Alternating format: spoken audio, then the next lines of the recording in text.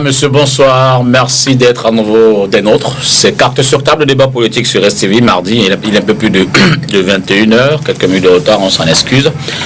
Le mouvement pour la renaissance du Cameroun n'a pas fini avec ses marches blanches et bien sûr ce MRC et ses alliés.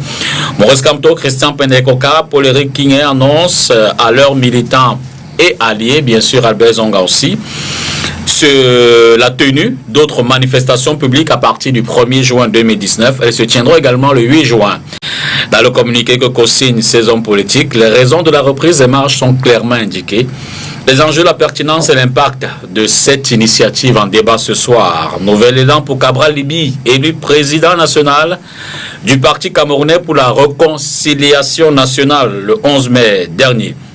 C'était lors d'un congrès tenu à Guidigis, après avoir essuyé le refus de l'administration à propos d'une demande de légalisation de son mouvement, les citoyens en parti politique. Le troisième à l'issue de l'élection présidentielle d'octobre dernier a désormais donc un appareil politique capable, on le pense, de le soutenir pour les prochaines échéances électorales. On en fait le décryptage ce soir, mais ces deux sujets nous entreront. Avant ces deux sujets, nous parlerons de cette rencontre hier à New York. Des pays du membre du Conseil de sécurité se sont donc réunis pour parler de l'humanitaire parce que selon eux, le Cameroun est en urgence. 4 panélistes des divers partis politiques. D'abord, Elvis Tayon, bonsoir.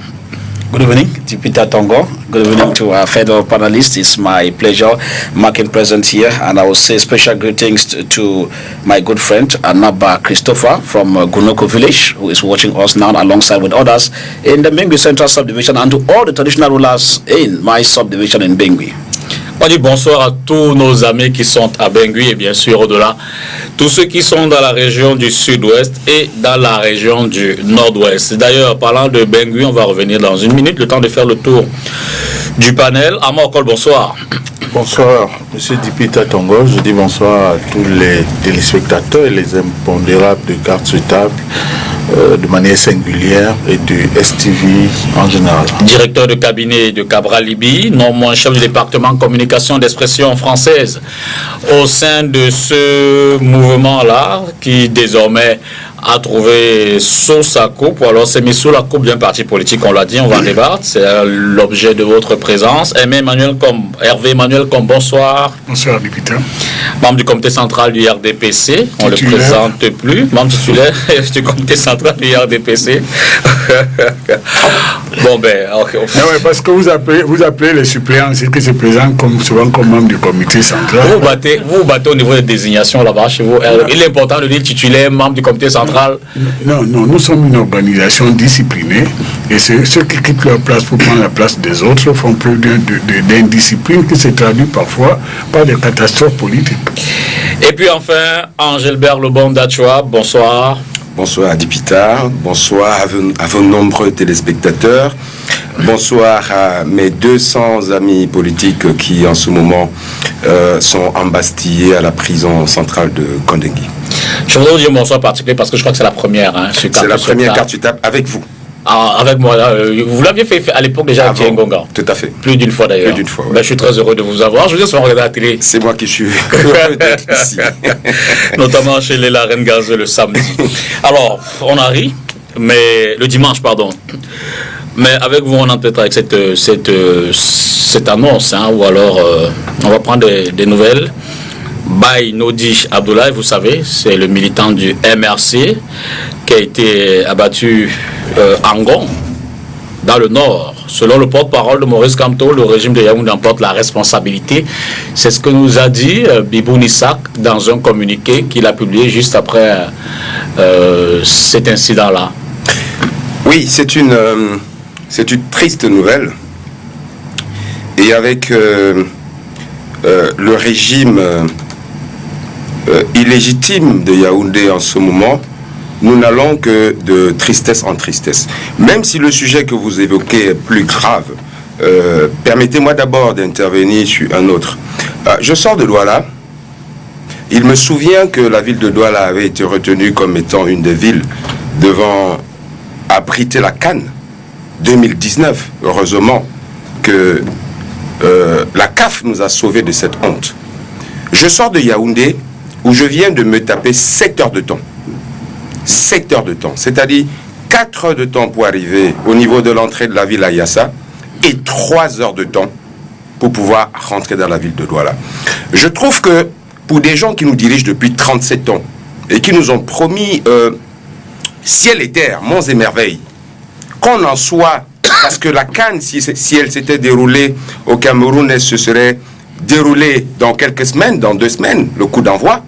Et quand je vois le niveau de Douala aujourd'hui, le niveau de Douala que nous observons aujourd'hui, je dis c'est simplement déplorable. Et ceci constitue une fois de plus l'échec cuisant de ce gouvernement depuis 36 ans. Pour revenir à Nodi, qui est un sujet, par contre pour moi, plus sérieux.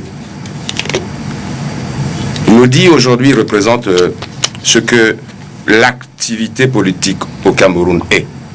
C'est-à-dire que nous avons un régime RDPC qui a décidé d'agir en toute dictature et interdire tout ce qui ne serait pas couleur avec lui. Nodi était un de nos camarades très engagés dans le Nord, qui s'est vu arbitrairement arrêté, qui s'est vu torturé et qui a fini par trouver la mort hier. Nous profitons donc de cette occasion pour annoncer à tous les Camerounais, à la communauté nationale et internationale, que nous allons exiger sur ce cas précis qu'une enquête soit ouverte et que les coupables soient punis. Et nous y tiendrons. Justement, en un mot, je ne voulais pas faire une relance parce que c'était pas en menu, mais justement, ma question était de dire, de demander si les actes tels que vous le décrivez sont l'issue d'une enquête, ou alors de vos propres observations. Vous avez dit interpellé, torturé, mort s'en est suivi. Mais il y avait des témoins. D'accord. C'est comme si vous me demandiez si les 47 jours de prison arbitraire que je viens de faire était justifié. Pourtant, j'ai fait 47 jours de prison arbitraire. Et vous comprendrez que je ne l'ai pas demandé non plus. Voilà. Alors, Elvis Taillon, le Premier ministre, chef de gouvernement, est dans le sud-ouest aujourd'hui, après le nord-ouest. La semaine dernière, Joseph Diongouté va y passer 4 jours, comme à Bamenda d'ailleurs, pour, semble-t-il, porter la bonne nouvelle, celle du président de la République qui demande un dialogue, et lui, il allait en contact direct avec les populations, on l'a vu. S'arrêter dans les marchés, faire à pied le long des rues. Vous dites c'est un signe d'ouverture, un signe d'apaisement, un point positif qui peut être saisi, qui c'est peut-être pour aboutir au dialogue. Well, it becomes very complex. Complex in the sense that if I look at the personality of the Prime Minister, it's okay. Because if I look at him comparative-wise to the former PM, the present Prime Minister is proactive. He moves to the people, he talks to the people. But in political dispensations where we are, that's not what we want. I'll be calling that more of a dramatic setup, which does not suit the context under which we are. Now, I'm looking at a situation, Jupiter, where we have been going on for a war. We call it a senseless war, getting to 3 years. Where military personnel, who are my brothers and your brothers, have been killed, where those on both sides have been killed. So what we're saying here is that with the message of the Prime Minister, I in particular, when I look at it, why do I say it doesn't hold that grip? Because the state has lost credibility. Prime Minister Philemon Yang in his time came, Atanganji came, Northwest, Southwest elite from the ruling party, the CPDM came, and nothing changed.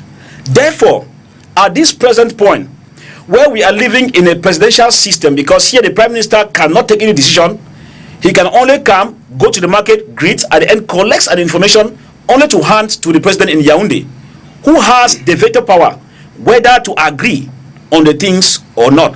This is the more reason why, Peter, I keep on letting people to understand that we have passed the stage of drama because people are dying. People are suffering. Day in, day out, houses are being burnt. Atrocities are committed on both sides on civilians who are now the one suffering. Hospitals have been burnt. People are suffering. There are some in the bushes, Koko Boma, parts of Kwakwa, parts of Mbongen. So what I'm saying here, Peter, is that now is not time for the movements, because before the Prime Minister is going to Northwest and the Southwest, if you go to the presidency in Etudi, they have a list of proposals. NGOs have proposed, political parties have proposed, individuals have proposed, international organizations, European Union have proposed. Je ne veux pas avoir l'impression de vous couper, mais j'avoue que le développement rentre plutôt dans le premier thème. Je voulais juste votre impression sur la sortie. On va parler des Nations Unies. Je n'ai même pas annoncé les thèmes. Marche blanche, le MRC maintient la pression. Ce sera l'un des thèmes. PRC pour des partis Camerounais pour la... PCRN, parti camerounais pour la rénovation, pour la renaissance, réconciliation nationale. Cabral Libi déterminé, c'est notre thème. Et puis Nations Unies comprend la rencontre du 13 mai au Cameroun. On va développer tout ça, mais je voudrais juste avoir également en entrée, Hervé Emmanuel Com, il n'y a que le secrétaire général adjoint du comité central du RDPC et suit encore le courroux de l'un de vos camarades, l'un de ces militants, Roméo Dika, qui s'est, n'est-ce pas, comme ça, a fait une sortie dans sa radio du côté de Yaoundé, qui circule et qui accuse Grégoire Orona. Je veux dire que encore un son de cloche dissonant dans vos rangs. Ben écoutez, je pense que certains pensent que pour faire de la politique, il faut passer par les caniveaux. Ce n'est pas ma conception de la politique, donc je ne commande pas les propos qui sont en dessous du bon sens. C'est la défaite de l'intelligence. Donc, il n'y a pas que ça, on entend un peu tout et n'importe quoi en ce moment. Et je voulais aussi dire que quand on est dans une structure politique, on respecte l'organisation de ces structures. Les organes de base sont le cadre où on peut débattre à l'interne, et quand on sort, on a une position solidaire, disciplinée de la parole du parti.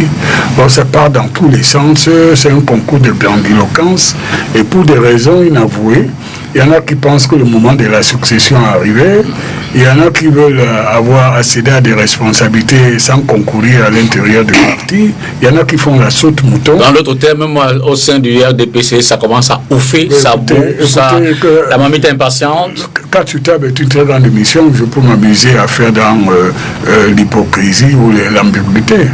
Aussi, quand vous voyez toute cette multiplication des fuites des documents officiels jusqu'au niveau du palais, des gens qui se permettent de mettre en cause sans apporter la preuve les uns des autres, la parole dans tous les sens, des gens qui se veulent parler au nom du RDPC alors qu'ils n'ont aucune responsabilité ni à l'interne ni à l'externe, je pense qu'il est temps de siffler la fin de la récréation. Alors, et puis nous sommes dans une période où on n'a pas besoin de cela. Je pense que tout le monde doit se calmer et que chacun selon son travail. Moi je suis d'une confession qui m'interdit de penser que la fin justifie les moyens. Je voudrais faire juste une parenthèse. Je dis à mon ami, n'est-ce pas, Angélbert, qui est mon ami, je ne le cache pas sur le plan privé, il faut mettre une limitation de vitesse verbale, surtout le vocabulaire que vous avez jusqu'à présent, si vous voulez qu'on rentre tout dans un temps où on va se parler pour essayer de sortir de la situation dans laquelle nous nous trouvons. Il y a donc ce vocabulaire qui ne sert à rien. Je ne suis pas venu pour répondre, le président est légitime. Dans votre temps, d'autres termes, on a passé la période d'observation, président élu, régime dictatorial, il faut que tout le monde l'intègre. C'est obsolète, c'est complètement un vocabulaire, excusez-moi le mot, éculé, et qui n'a aucun sens. Et mon jeune frère Taillon, la politique est une chose merveilleuse, mais à condition qu'on ait le courage d'assumer ses opinions. Quand on vous présente comme homme politique, que vous venez avec un vieux discours pour parler, faire, n'est-ce pas, la présentation, le chapelet des revendications des associations dont vous ne voulez pas assumer l'appartenance, moi je ne joue pas avec les masques. Il appartient à quelle association? Il est là qu'il assume parce qu'il est porteur. Il nous dit que si le Premier ministre, si le président lui-même se déplace, alors les choses vont se déplacer. Que 3 ans avant, si le Premier ministre était arrivé, le consortium et tout, nous connaissons lui. Moi je parle des gens que vous connaissez. Donc pour nous, en ce qui concerne le RDPC, c'est pas très bien. C'est un parti qui est un parti au gouvernement. Et je dis à mon excellent frère et ami, Angélbert, que lorsque une affaire est dans une procédure judiciaire, il faut avoir la prudence, ne pas la commenter. Parce que vous êtes dans la conclusion permanente et vous ne laissez pas le temps à la justice d'aller jusqu'au bout. Vous êtes des très mauvais républicains et démocrates. Une réaction d'abord de Armand et puis Angélbert réagit et puis on rentre finalement dans le premier thème. Armand. Je voudrais convoquer le socle du projet de société dont est porteur mon leader, pour un Cameroun qui protège et qui libère les énergies, pour m'incliner sur la mémoire de ces compatriotes décédés. J'estime qu'un mort est un mort de trop. Pire encore, si celui-là décède alors qu'il est en Bastille. Et il est temps que dans ce pays, on mette l'humain au centre des préoccupations. C'est ce que nous prenons. C'est ce que nous estimons être la meilleure des choses à faire. Qu'on arrête de banaliser ce qu'est la mort. On ne vit pas deux fois. Même si d'aucuns estiment qu'il y a la réincarnation. Mais dans la conception usuelle qui est la nôtre, il est important qu'on commence à donner de la hauteur, de la considération et de l'importance à ce que c'est que la vie. C'est pour cela que j'estime que si les faits que le compatriote décrit sont exacts, et quand bien même ne seraient pas exacts, il est important qu'on ouvre une enquête, que les responsabilités soient établies, et si d'aventure il y a des manquements ou s'il y a des responsabilités, que cela soit sévèrement puni. Maintenant, Hervé Emmanuel, comme je m'attendais à ce qu'il aille au bout de sa logique. J'étais content de l'entendre parler de la nécessité qu'il y a à siffler la fin de la récréation. Eh bien, la fin de la récréation sous-entend qu'il faut débarrasser le plancher. Parce que quand les documents administratifs se retrouvent sur la place publique, quand la vie est aussi banalisée, quand des gens font dans une distraction comme celle-là, vous imaginez que des compatriotes meurent. Vous imaginez les accidents de la circulation aussi récurrents. Vous imaginez la situation sécuritaire. Et que des gens trouvent quand même le vilain plaisir d'évoquer des sujets aussi ubuesques qui portent sur, j'ai envie de dire,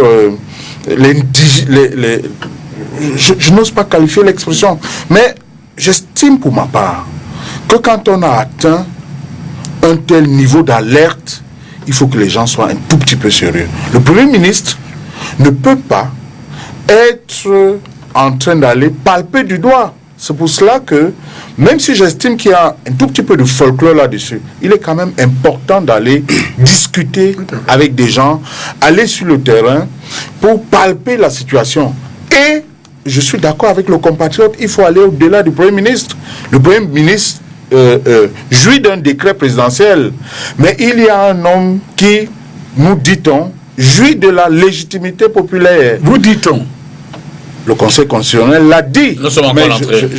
C'est pour ça que j'estime pour ma part qu'il faut aller au bout de la logique. Et le bout de la logique, c'est que celui qui dit être détenteur de la légitimité doit aller vers ses compatriotes, discuter avec eux, palper du doigt les problèmes et y apporter des solutions. Dernière intervention en entrée.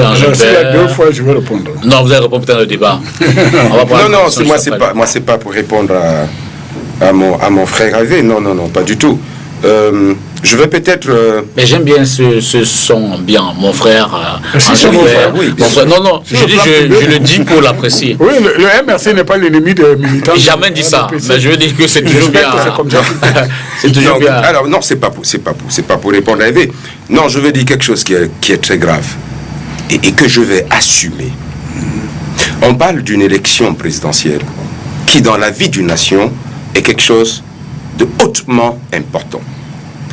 Tous les collaborateurs du chef de l'État, tous les camarades du chef de l'État, du moins à des niveaux aussi importants, vivent avec la conscience tous les jours qu'ils ont traficoté cette victoire. Et une victoire de trop est inutile. Je dis bien, une victoire de trop est inutile. Bon, maintenant, le débat pourrait se poser sur est-ce que c'était commandé par lui-même? Ou alors, se sont-ils organisés pour lui offrir ce cadeau? Monsieur, comme on ne peut pas avoir gagné à 71% au Cameroun, nous sommes aujourd'hui à 7 mois après les élections et qu'on ait une atmosphère aussi lourde. Angèle Vert. Hervé, je suggère. Juste un mot. Non, je suggère. Juste un mot. Non, je suggère, Hervé. Vous pouvez pas me frustrer. Non, je vous frustre pas, mais regardez, remarquez. Il y a marche blanche, le MRC maintient-il la pression. S'il vous plaît. Non, c'est un élément. S'il vous plaît, député Tongo.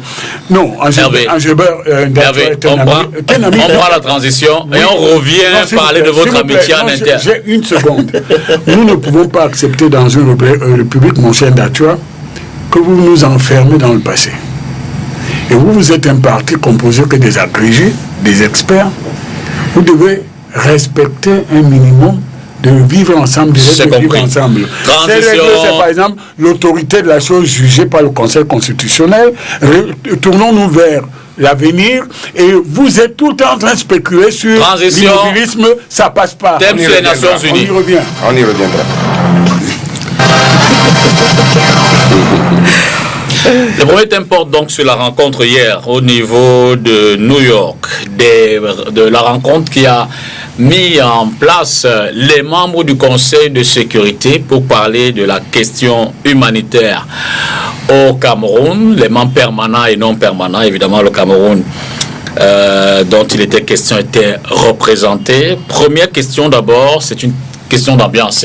Je dis quel est le sentiment que vous avez eu à l'issue de cette séance? Déçu, conforté, selon chacun les positions préalables qu'il avait au regard de l'appel à la fin de la séance de la présidente des travaux d'apporter davantage de soutien au Cameroun pour, n'est-ce pas, faire face à cette situation humanitaire un peu complexe à Morcol. Mais écoutez, moi c'est plutôt le Ramdam qui a eu tout autour. C'est ça qui m'a quelque peu interrogé. Faut-il le rappeler, le Cameroun est naturellement membre de l'ONU et l'article 7 de la charte dispose naturellement que l'ONU puisse intervenir et faire des débats lorsque la situation humanitaire a atteint un degré comme c'est le cas. Mais je n'ai pas compris la raison pour laquelle des gens ont tout fait de sortir de cette ligne pour estimer que on évoquerait des questions autres que celles-là. Pour celui qui connaît les usages diplomatiques et le fonctionnement de l'ONU, il sait que naturellement, on est là à l'étape où il fallait évaluer la situation humanitaire et je me suis effectivement arrêté sur les conclusions sur lesquelles on va revenir tout à l'heure. Mais le déni quand même des autorités camerounaises m'a tout aussi interpellé parce que toujours pour ce qui concerne les usages diplomatiques, non, je ne suis pas dans les conclusions. Ce que je veux dire, je suis votre ligne, soyez-en rassurés. Pour celui qui connaît les usages diplomatiques, il sait naturellement que lorsqu'on commence à évoquer les questions humanitaires, il y a une suite également. Ouais, mais ça c'est l'espérance, M. Okol. Elvis, Tayo, votre sentiment? Well, I have followed the proceedings critically and carefully at New York. And I have two sentiments I have here. The first one is positive for the fact that the long-awaited crisis, not in the far north region, northwest, southwest, bringing together problems in Cameroon, has been discussed finally, even if they say it's an informal meeting. So what cuts me across, which I'm happy to Peter, is the fact that the problems were pinpointed, and of course, the government was called to order, or cautioned to order, to ensure that they get into a meaningful dialogue. Good thing to note is that the aspect of casualties or what we call a kind of atrocities were clearly stated. They are committed by both sides. Those who are fighting the conflict, both sides of it were mentioned there. Contrary on the fact that I feel the other way so bad that even prior to that meeting, we had even the Minister of External Relations who brought out a communique, of course, castigating with state media saying it's fake news. And at the same time, for me to I was surprised to find Cameroon's ambassador to the UN present. Means they were aware, but they were wanted to thwart the mentality of the people. So just to learn the Peter Tongo, the last part of it, which had became so not very worried or uncomfortable, is the fact that we have a lying government. That's why I say CPDM is the government, government is the CPDM.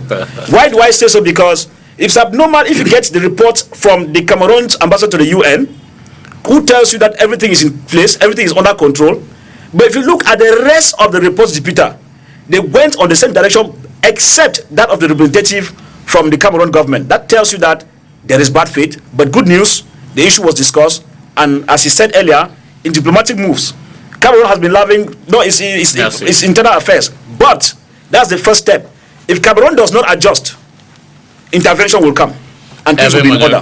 Voilà, moi je suis très amusé d'avoir à ma gauche un prédicateur du dimanche et qui s'éloigne du bon sens. Député Tongo, le Cameroun n'est pas une maison close. Et vous vous souvenez que la dernière visite de M. Guterres avant d'accéder à ses fonctions de secrétaire général des Nations Unies était à Yaoundé, et il venait de visiter le camp des réfugiés de Minao, qui était un des plus grands camps dans le monde. Donc le Cameroun n'est pas une maison close où on a peur que les choses se voient. Armand Okol l'a bien expliqué tout à l'heure, certaines personnes et certains lobbies ont voulu contourner les règles de fonctionnement des Nations Unies et de son Conseil de sécurité en provoquant une réunion qui était un peu informelle sur une question certes importante finalement quand on revient à la question humanitaire. Mais quand vous entendez l'expression et la violence du propos de M. Taillon, ce n'est pas le résultat qu'ils espéraient. Ils voulaient une intervention militaire qui n'aura pas lieu. Bon, alors pour revenir à la question fondamentale, de la même manière, les autres sont libres de commenter la vie publique au Cameroun. Vous ne pouvez pas interdire aux responsables de la principale organisation politique qu'est le RDPC de s'exprimer. Alors, nous avons deux problèmes qui se posent. La première, d'abord, c'est qu'il faut que tout le monde sache qu'il y a des règles, un problème interne à un État et doit être réglé à l'Internet. D'où la démarche du président Paul Biya qui demande à ce que les Camerounais s'asseyent autour de la table et qui causent en posant les bases. Deuxième chose, à tous ceux qui sont les ennemis du suffrage universel et qui ne veulent pas conquérir le pouvoir par les urnes, et qui veulent aller appeler des copains, des amis à l'étranger, je leur dis, vous pouvez toujours attendre, vos prédictions, monsieur, n'auront pas lieu. Pourquoi? Parce que pour prendre le pouvoir au Cameroun dans une république, et le Cameroun était un État indépendant depuis le 1er janvier 1960, il faut conquérir la confiance majoritaire du peuple camerounais souverain et indépendant. Voilà, donc nous, on en est là. Maintenant, on peut parler, et tout à l'heure Armand Okol l'a dit, mais comme d'habitude ils tirent la couverture de leur côté.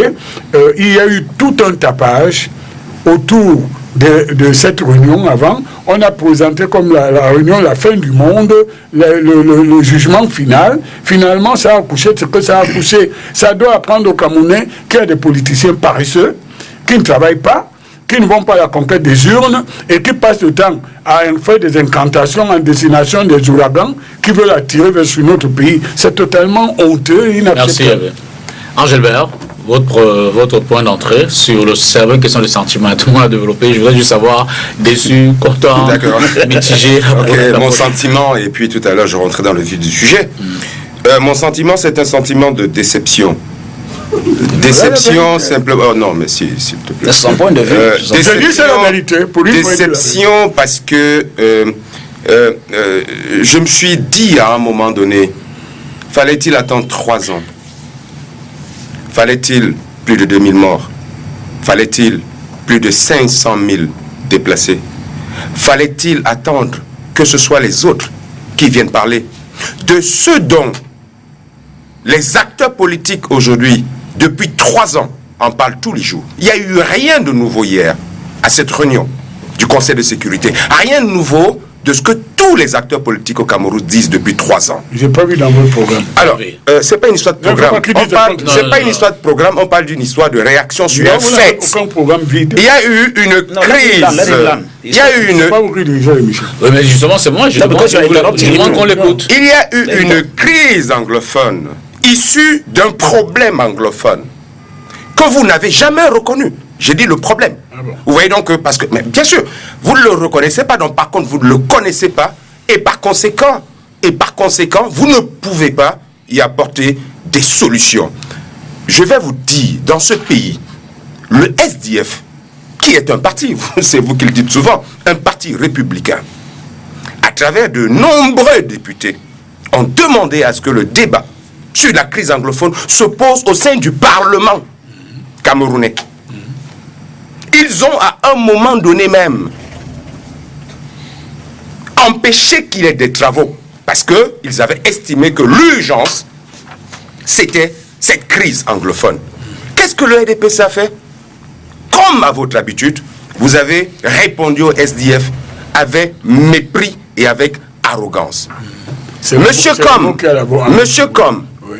Quand la crise anglophone a démarré, ceux qu'on appelle aujourd'hui, vous vous amusez aujourd'hui à les appeler les modérés. Parce que hier, quand vous les avez jetés, vous vous amusez à les appeler modérés. Qui?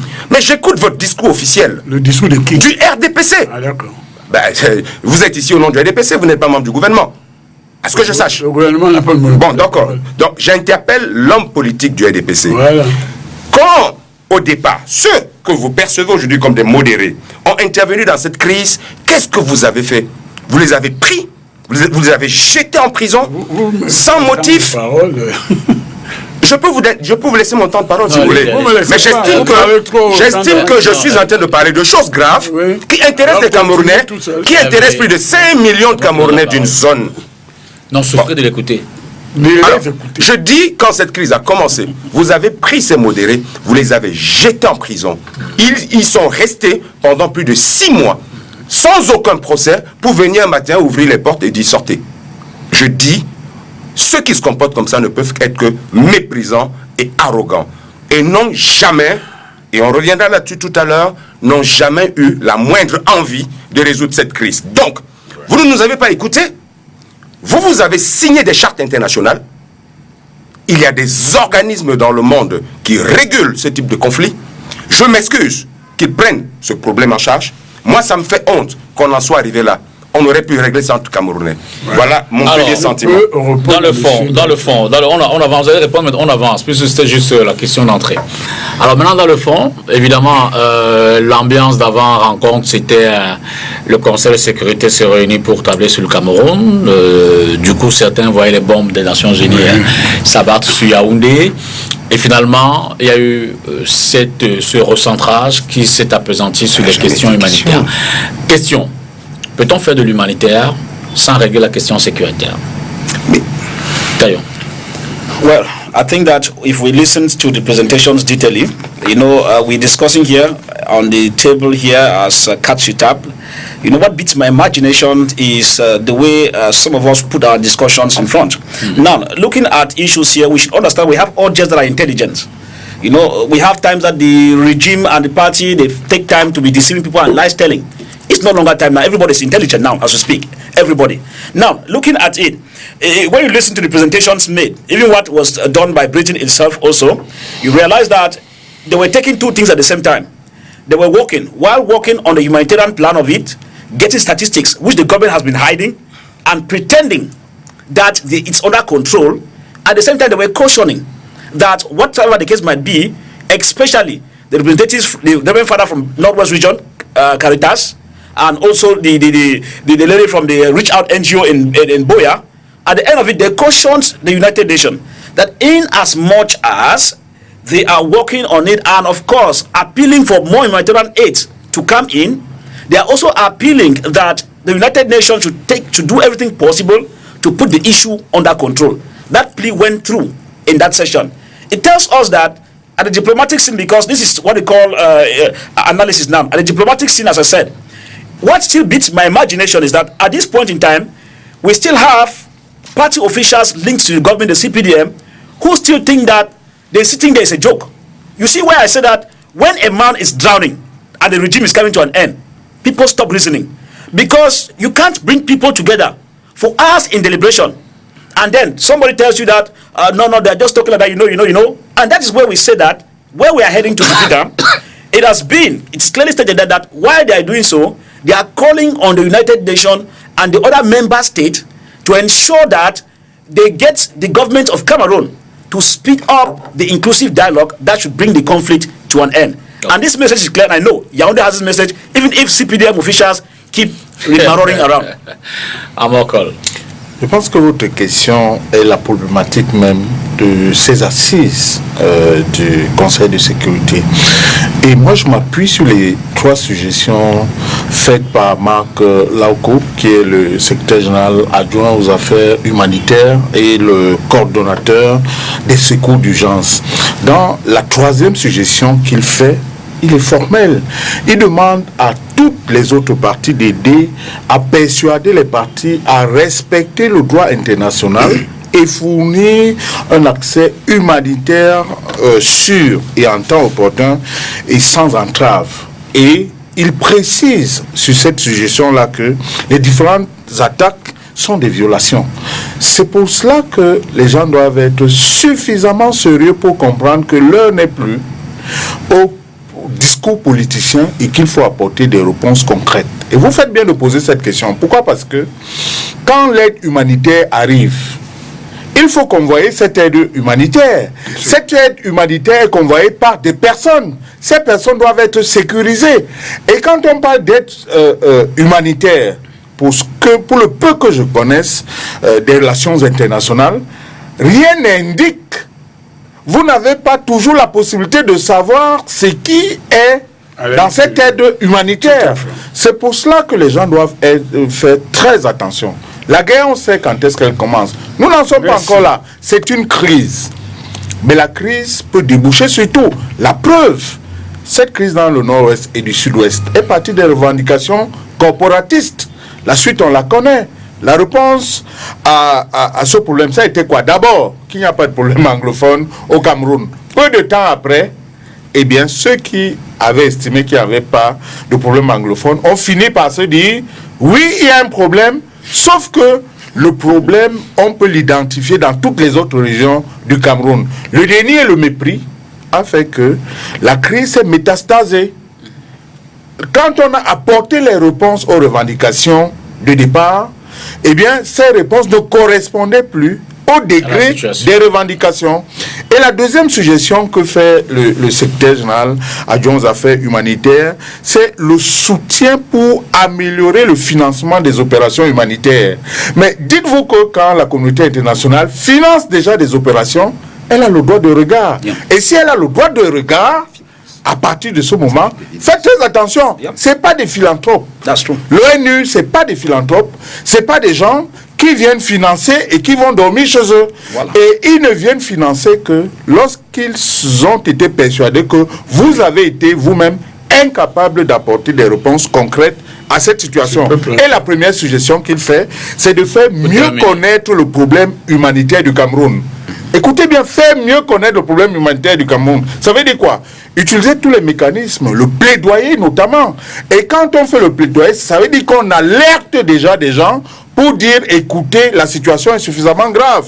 Et vous avez vu que là-bas, on ne blague pas avec les chiffres. 500 000 déplacés, plus de 1800 morts, ainsi de suite. Ça, notamment, évidemment, ça doit faire attention. Le pouvoir de Yaoundé peut peut-être se satisfaire de ce qu'on a évoqué, les affres de cette guerre, notamment avec les casses des écoles, des hôpitaux et tout. Ce que je veux dire en un mot, simplement, c'est que quand la communauté internationale a déjà les yeux braqués vers vous, il n'y a plus une seule minute à perdre, il n'y a plus place au discours, il faut apporter des réponses concrètes et ça passe par le dialogue inclusif. Bon.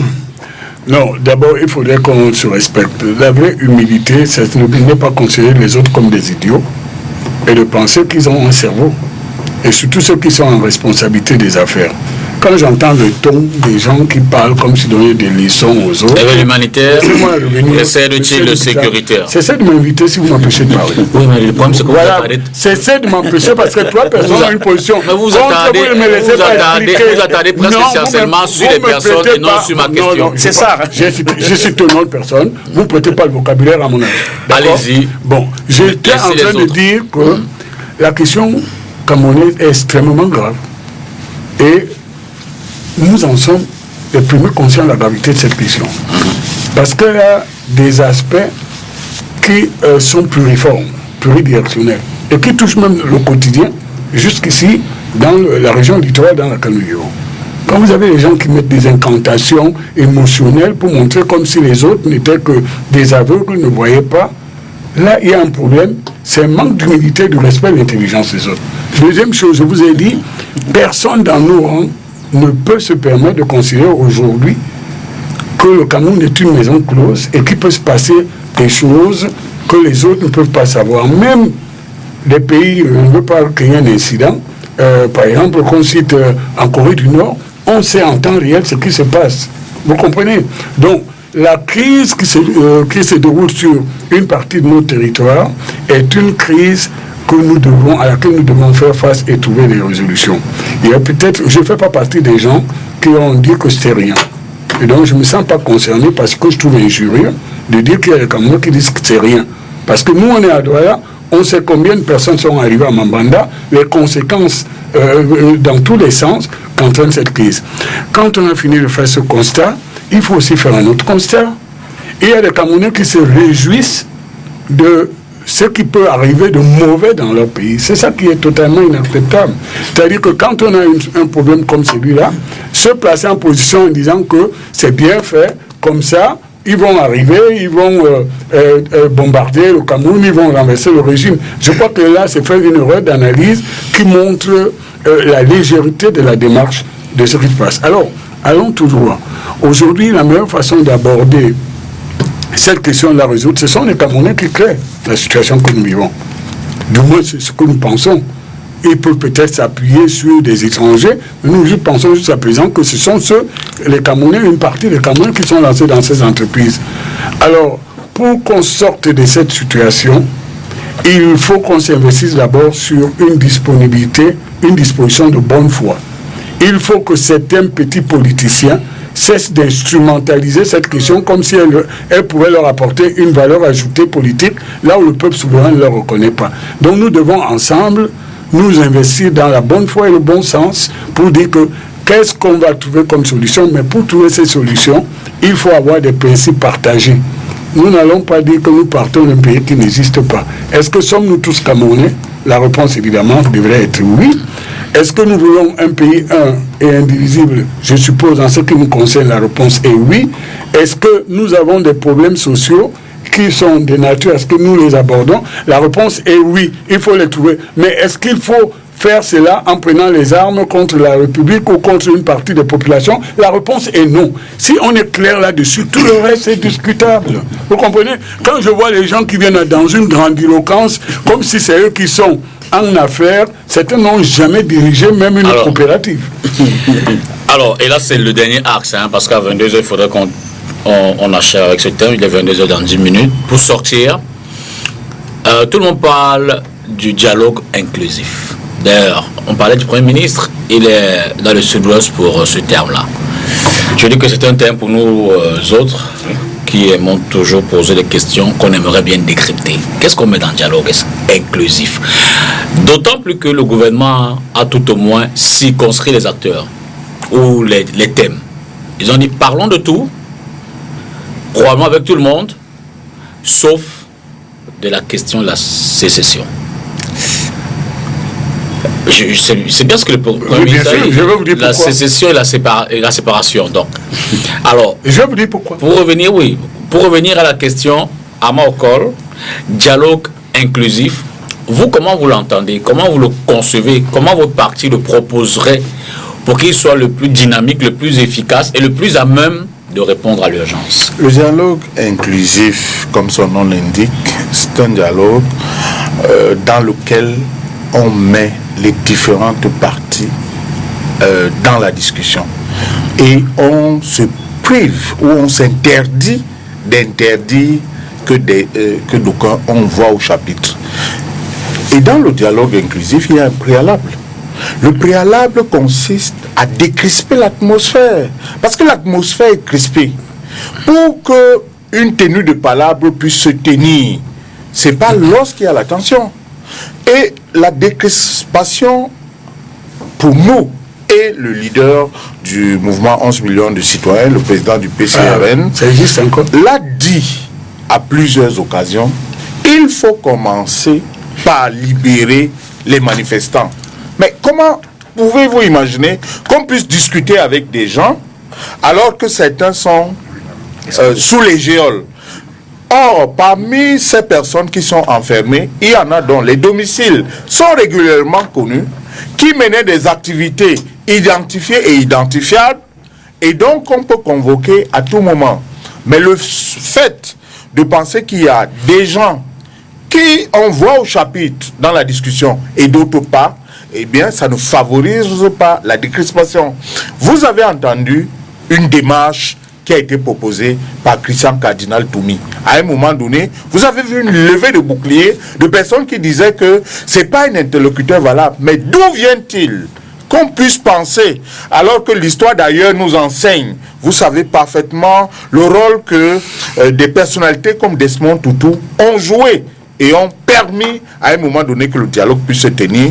D'où vient-il qu'on pense par exemple qu'une personnalité du rang du Christian Cardinal Toumi ne puisse pas prendre part à des discussions ou à une démarche comme celle-là? Donc nous estimons que le dialogue inclusif met sur la même table des personnes, d'un côté ceux qui ont des revendications à poser, et de l'autre ceux qui ont le pouvoir de décision.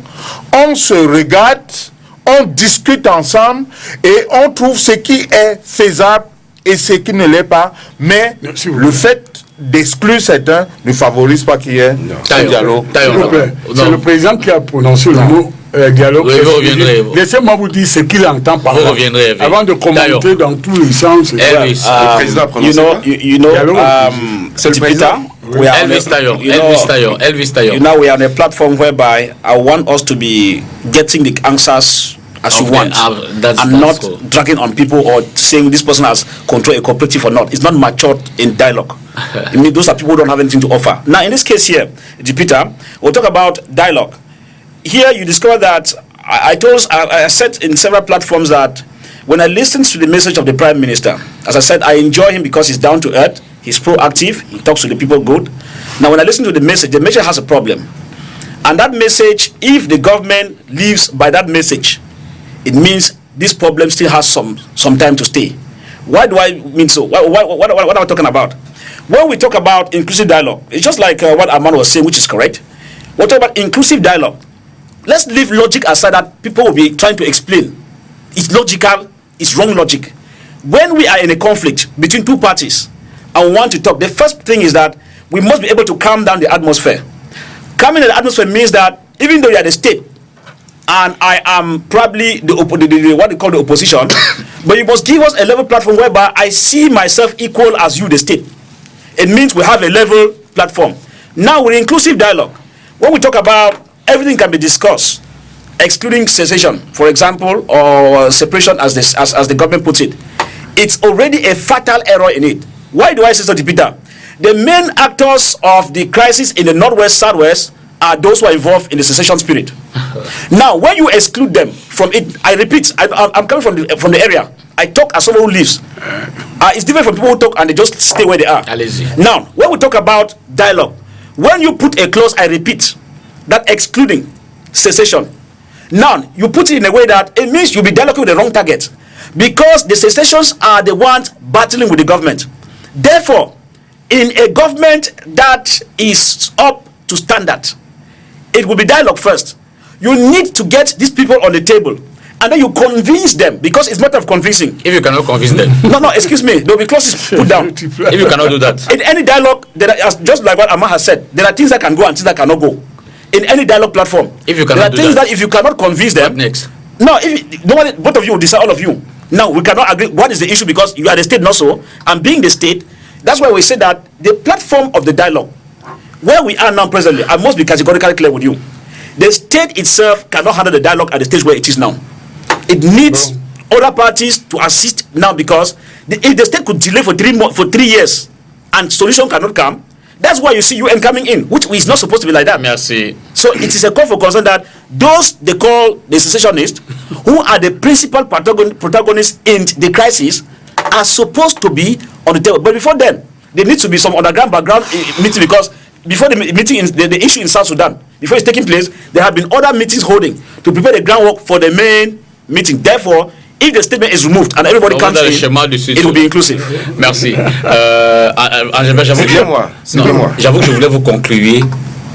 Ah non, mais je ne peux pas avoir la prétention de conclure. Non, je veux dire dans la répartition. Je voudrais que vous ayez la parole en dernier. Non, je voudrais rebondir, sur ce que Amand a dit, sur ce que mon co-panéliste a dit. Et je vais commencer exactement comme mon voisin d'en face.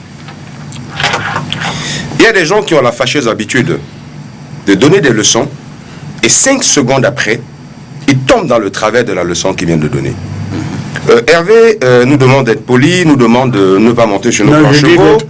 Et ensuite, la phrase qui suit, c'est « il nous appelle de petits politiciens ». Enfin, je ne me reconnais pas là-dedans. C'est tel mot, je l'ai noté. De petits politiciens. Non, c'est pas grave. Dans tous les cas, je ne me reconnais pas là-dedans. C'est ton cas, monsieur. Je ne me reconnais pas là-dedans et je ne reconnais pas la formation politique que je représente ici. Pour le sujet, je pense que la question c'était sur le dialogue inclusif. Qu'est-ce qu'on met là-dedans? Qu'est-ce que c'est? Le dialogue inclusif est simple. Et ça passe par quelque chose qui est fondamental. Et j'ai été très heureux de lire ça de la part du très nouveau grand tuitologue, quand il parlait de pardon. Vous ne pouvez pas aller dialoguer. Vous ne pouvez pas le... Tuitologue. Je sors des télécommunications. Non, donc quand je dis un mot qui ressort des télécommunications, voilà, tuitologue, ça vient de tweet. Voilà, bon, voilà. Donc, on connaît celui qui est devenu champion du Cameroun en titre en ce moment, tweet. Il a dépassé tous les autres. Alors, oui, franchement, oui, il faut savoir le reconnaître. Il est devenu le nouveau patron de Facebook. C'est pas ça le plus important. Là, c'est poli. Je dis, mais il est, quand même, il devient le patron. C'est poli, non? Vos arguments. Alors, donc, je dis, on ne peut pas aller en dialogue si on ne pardonne pas. Impossible. Je l'ai très bien lu. Ouais. On ne peut pas aller en dialogue si on n'est pas prêt à pardonner. J'ai entendu pendant 2 ans, des hauts cadres du RDPC me dire, on ne négocie pas avec les terroristes. Aujourd'hui, vous parlez de dialogue. Vous allez dialoguer avec qui? Avec John Frundi, qui n'est engagé en rien dans cette crise. Vous êtes obligé de dialoguer avec vos vis-à-vis qui sont ces terroristes. Moi, je l'ai dit sur un autre plateau, dans une chaîne consoeur à STV. J'ai rencontré M. Ayouk Tabé en prison. J'ai échangé avec lui. Il n'est pas enfermé entre les grilles. Il reçoit du monde, il rencontre des Camerounais, il a une famille. C'est quelqu'un qui aime le Cameroun autant que nous tous. Il s'y est peut-être mal pris. Ça, c'est mon avis personnel. Correct. Il s'y est peut-être mal pris. Mais rien ne lui empêche de s'asseoir à une table. C'est mon thème vocal. Allez-y. Rien ne lui empêche de s'asseoir à une table et de discuter avec ses frères camerounais. Vous savez, dans ce pays, il y a des gens qui, en 1984, ont attenté à la vie du chef de l'État dans un putsch le 6 avril 1984 et qui aujourd'hui siègent dans le gouvernement à côté de M. Biya. Donc, faut pas que les gens mettent des barrières à ce dialogue inclusif. Inclusif, je reviens donc dessus rapidement. Inclusif, c'est sur la forme et le fond. La forme, sur le cadre et l'agencement. C'est comment? C'est sous forme de conférence? C'est des questions directes? Est-ce qu'il y a, c'est par commission? Est-ce que c'est des sujets bien? Ok? Ça, c'est la forme. Et sur le fond, on y met les acteurs. C'est d'abord, tous les protagonistes directs de cette crise. Je dis bien directs. Si vous n'allez pas chercher les protagonistes directs, vous allez organiser un semblant de dialogue. Une fois qu'on a les protagonistes directs, on essaye de... Je suis venu ici pour écouter. Écoutons-le. Non, ils sont 3, ils exposent la même chose. Allez-y. Vous êtes très... On essaye simplement d'associer à ces protagonistes directs tout ce qui est force externe. Ce que vous appelez dans votre jargon politique au RDPC, les forces vives. Donc toutes les forces externes. C'est-à-dire, ça peut être le monde religieux, ça peut être la société civile, ça peut être les chefs traditionnels, ça peut même être d'autres acteurs politiques au niveau national. Une fois qu'on a les acteurs, on cherche de quoi est-ce qu'on parle. Et parmi les choses sur lesquelles on peut parler et de la forme unitaire de l'État, on on peut discuter du fédéralisme et pourquoi pas discuter de la sécession. Même si, vous savez, quand vous partez à une table de négociation, vous savez exactement quel est votre point de vue. Merci Angélbert. Hervé Emmanuel Com. Non, moi je constate que vous avez pris des personnes qui ont 3 positions anti-position au gouvernement et que je dois parler, n'est-ce pas, à la crainte de ces personnes. Mais cela ne me dérange pas. En français facile, on appelle un dialogue inclusif, un dialogue où on n'exclut personne. Mais quand on dit on n'exclut personne, ça ne veut pas dire que vous allez chercher les gens sur une autre planète qui viennent parler d'une question qui a lieu sur un autre périmètre. Personne ne l'a dit. S'il te plaît, si tu diffères de moi loin de mes laisser, tu m'enrichis, sois un peu tolérant. Pour discuter autour d'une table, tout le monde doit se reconnaître d'abord comme Camerounais. Ce n'est pas le cas, M. Ndatra. Il faut que tout ce que vous appelez, y compris ceux qui sont au fond de l'océan, qu'ils se reconnaissent comme Camerounais pour être concernés par le drame qui nous arrive, la question qui est posée. Dans l'esprit du président, le dialogue inclusif veut dire que, on le fait dans le cadre du Cameroun, État souverain internationalement reconnu, 2, en respectant la loi fondamentale. On ne va pas balayer la loi fondamentale en disant maintenant, on va voir, on va constituer un nouveau pays. Non, on avance, il y a... Excuse-moi, je te coupe pas. Tu sais que je suis poli. Tu sais que je suis poli. C'est pas une question de politesse. Je te demande aucune faveur parce que je sais parler fort aussi quand il le faut. Allez-y, Hervé. Voilà. Alors, le dialogue inclusif veut dire que tout le monde vienne sur le plan de la population qui doit participer au dialogue. Inclusif veut dire aussi tout ce qui concerne le sujet principal, c'est-à-dire le Cameroun, peut être posé sur la table. Et je vais vous étonner aujourd'hui, la sécession n'est pas un mot qui nous impressionne. On peut en débattre, tu comprends? On peut en débattre pour montrer le caractère d'abord ringard de cette postulation par rapport à l'histoire du Cameroun. Donc ce n'est pas un truc qui nous dérange. Mais il se trouve quelque chose, Angélbert, c'est que nous sommes des républicains. Et nous sommes Camerounais parce que le Cameroun est un État souverain reconnu internationalement. Et la réunion qui a eu lieu hier, malgré les sirènes que certains croyaient que ça allait leur permettre de gagner une élection qu'ils ont perdue, en démontre... Vous pouvez souffrir de m'entendre. Allez-y. Vous pouvez souffrir de m'entendre. On a overtime. Tu me connais, je sais empêcher les gens de parler aussi.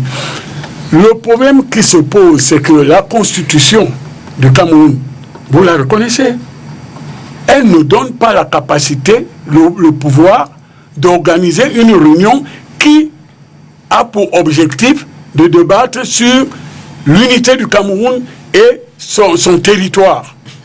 De quoi on parle? Dans la question qui nous concerne, M. Angélbert, vous êtes peut-être un ingénieur télécom, mais vous ne connaissez pas peut-être assez bien les affaires du droit international. Ce n'est pas de la souveraineté du Cameroun qu'on va débattre. C'est des problèmes, je suppose, au col, des problèmes internes de gouvernance. Bien sûr, d'accord. c'est ça qu'on parle. Maintenant, si vous invitez ceux qui remettent en cause l'existence même du Cameroun en tant qu'État souverain, mais quel est... Mais monsieur... Allez-y. Il y a des démangerons qui doivent... Allez-y. On a fini, on a terminé le temps. Le dialogue n'est plus inclusif, vous invitez des gens qui n'ont rien à voir dedans. La conclusion n'invitera pas Youktabé. Selon M. Je ne donne pas les noms, Angélbert. Toi, tu vas chez Youktabé, c'est... Elle veut conclure et on en sort. Tu es libre de tes fréquentations. Mais permets-moi d'expliquer quelque chose sans mettre les noms de personnes. Ça me dérange de mettre les noms de personnes. Ça ne m'intéresse pas. Je discute sur les principes. Vous ne pouvez pas inviter autour d'une table, et ça je pose la question à quelqu'un qui n'est pas encore totalement dans votre ligne Armand Col, pouvez-vous inviter autour d'une table quelqu'un qui dit qu'il refuse, il ne reconnaît pas le Cameroun, il est citoyen d'un pays qui n'existe pas, qui s'appelle par exemple l'Ambazonie. Vous l'appelez en qualité de quoi dans vous organisez donc quel dialogue? Vous organisez quel dialogue? Mais ces gars qui ont pris les armes vous écoutent, Hervé Emmanuel, comme quand vous parlez. Oui, il me voit. Il vous voit. Oui. D'accord. Ne me menacez pas. Ne me menacez pas, j'ai peur de personne. Il n'y a pas de menace, le débat est cool. Il m'écoute, il me voit. Il ne m'impressionne pas. D'accord. C'est pas une histoire d'impressionner. Oui, mais tu dis il m'écoute, il me voit. Oui. Alors, c'est eux qui sont en train de prendre les armes. Oui. Et si vous venez de déclarer, M. Emmanuel Com, que vous ne discuterez pas avec eux. Je dis qu'un dialogue inclusif, quand tout le monde se reconnaît dans la même Vous ne discuterez pas avec eux, c'est bien ça. Mais laissez-moi parler, M. Ndatra. Est-ce qu'on peut résoudre un problème d'une famille quand les gens disent qu'ils ne sont plus membres de la famille? Mais bien sûr, c'est pourquoi le problème s'est créé. It's very possible. Nous n'avons pas un niveau d'entendement. Oui. Hervé voulait nous faire croire qu'il a la définition exclusive de ce que c'est que le dialogue exclusif. Inclusif. Pourtant, je l'ai dit tout à l'heure, c'est un dialogue dans lequel on s'interdit d'interdire qu'il y ait des interlocuteurs. On n'exclut personne. Ben, écoute, c'est pour ça le problème qu'il y a. J'avoue que de tous, si j'avais des points à distribuer, vous êtes certainement le plus cool ce soir. Et ça m'étonne même d'ailleurs. Bon, je le dis pour le tout. Donc, ça me permet de vous relancer.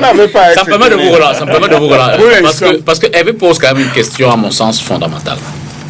Vraiment, à mon sens, fondamentale. Va-t-on parler des questions qui nous concernent avec des gens qui disent qu'ils ne sont pas concernés? Oui.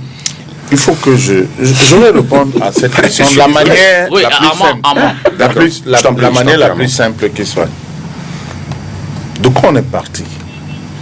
Tant qu'on n'a pas véritablement situé le curseur de là où on est parti, on ne va pas pouvoir mieux appréhender la solution et lui apporter les réponses concrètes.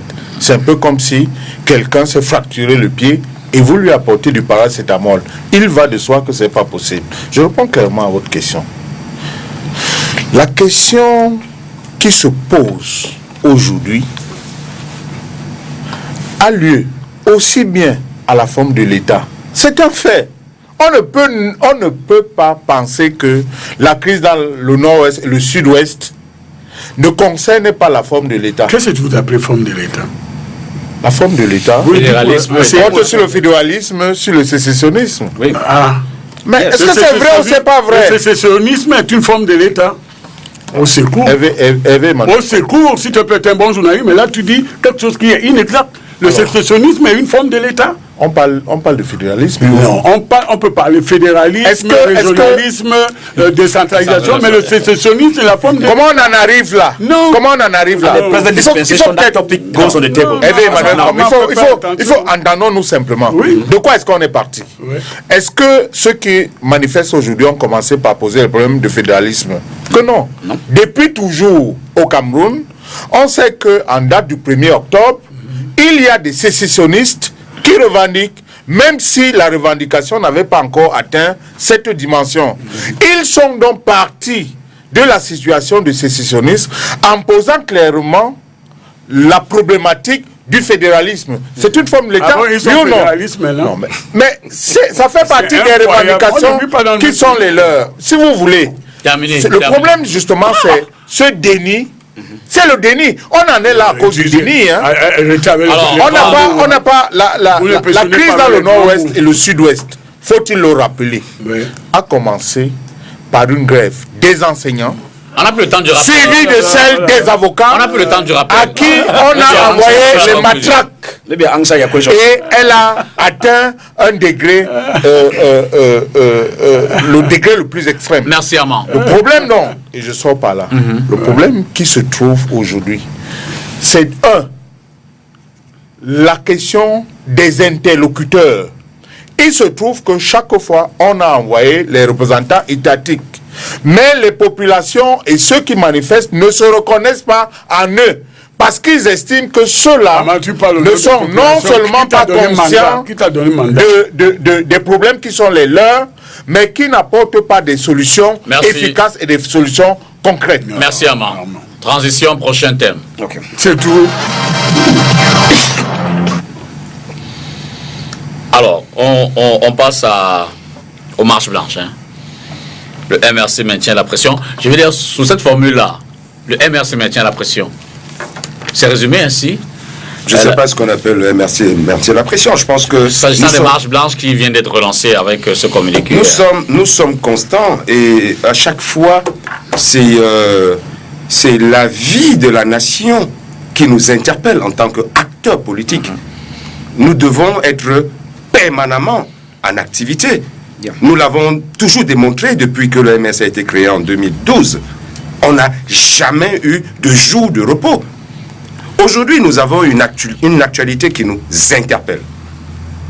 Et on l'a toujours dit depuis le 26 janvier, quand on a lancé les premières marches blanches. On a dit que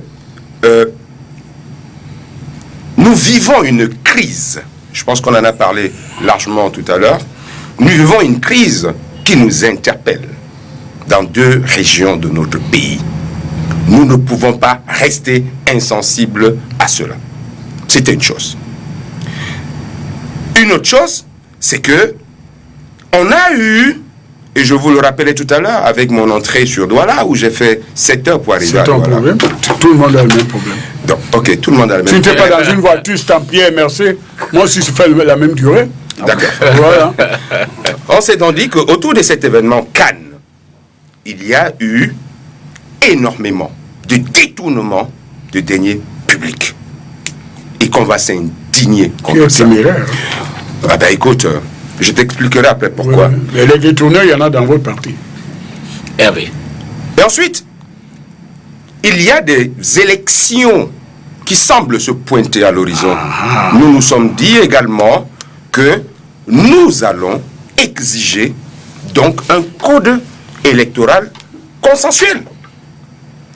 En même temps, nous vivons tous les jours, je vous ai parlé d'entrée de jeu de mon jeune camarade Abdoulaye, nous vivons tous les jours au Cameroun des violations. Tu vois, ça te gratte aussi souvent? Oui. Ok, ben écoute, tu supporteras comme moi.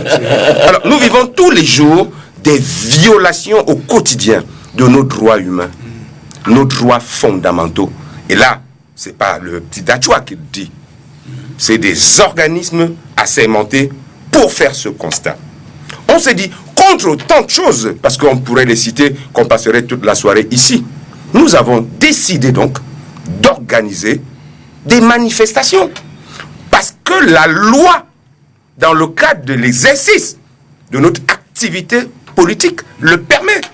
Donc c'est tout à fait normal que nous avons appelé tous nos responsables dans les niveaux régionaux pour le 1er mai à faire des manifestations contre tout cela et surtout pour exiger la libération immédiate du président Kamto, ses alliés et les 200 autres détenus politiques. Encore autre chose, ben, je suis désolé, c'est l'actualité.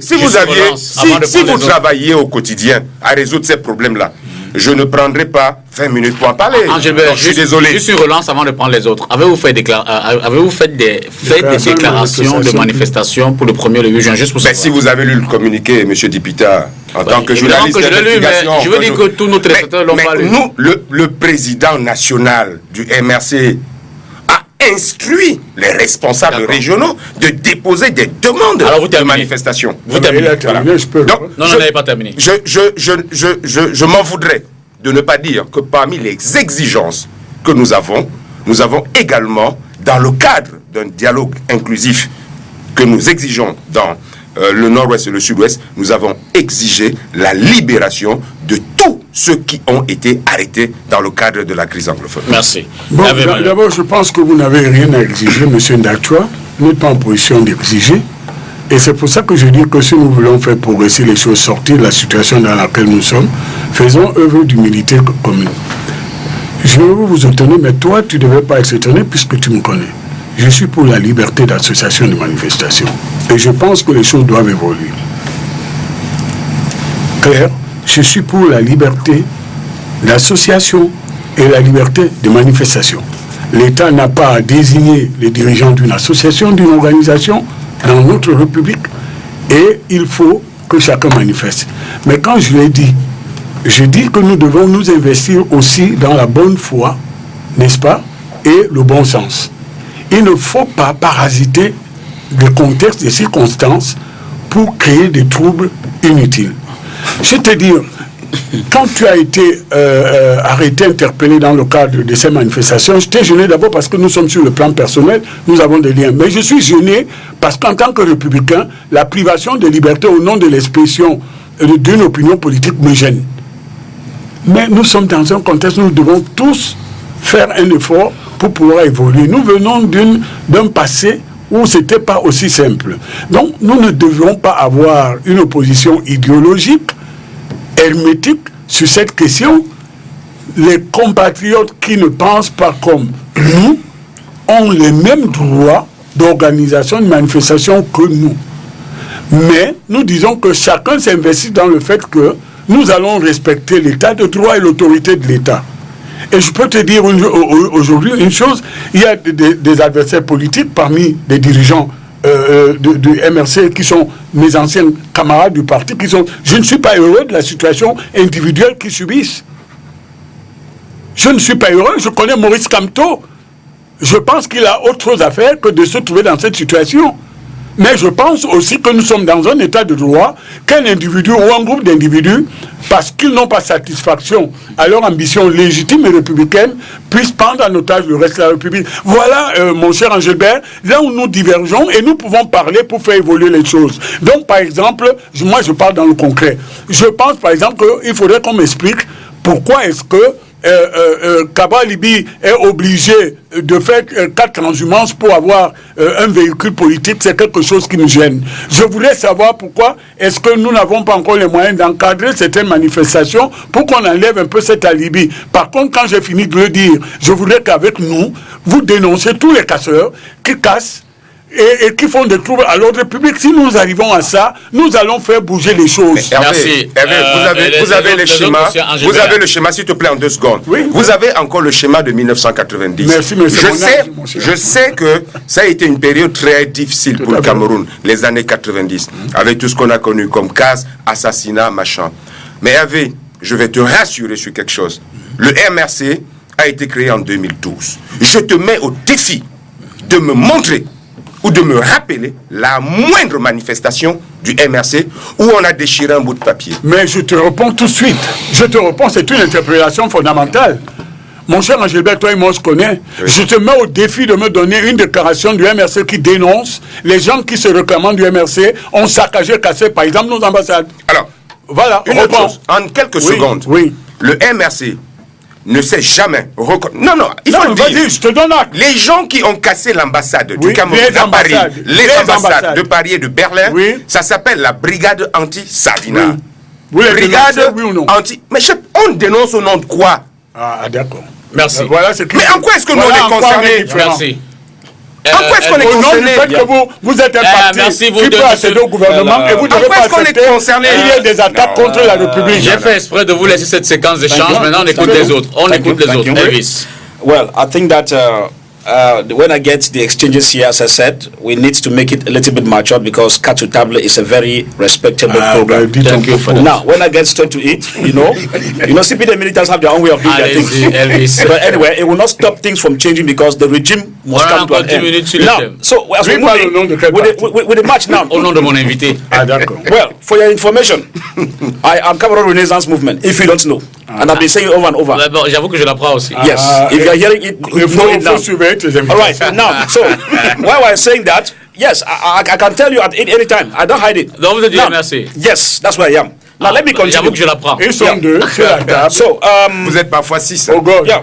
Bon, so, mais c'est pas plus mal dans tous les cas. Yeah, can I laugh? Allez-y. All right. So when I hear some discourse here, you know the issue here is that there is an irony in the victory of the CPDM. Why do I say so? You don't run an election where you have 70-something%, for example, meaning you have the majority.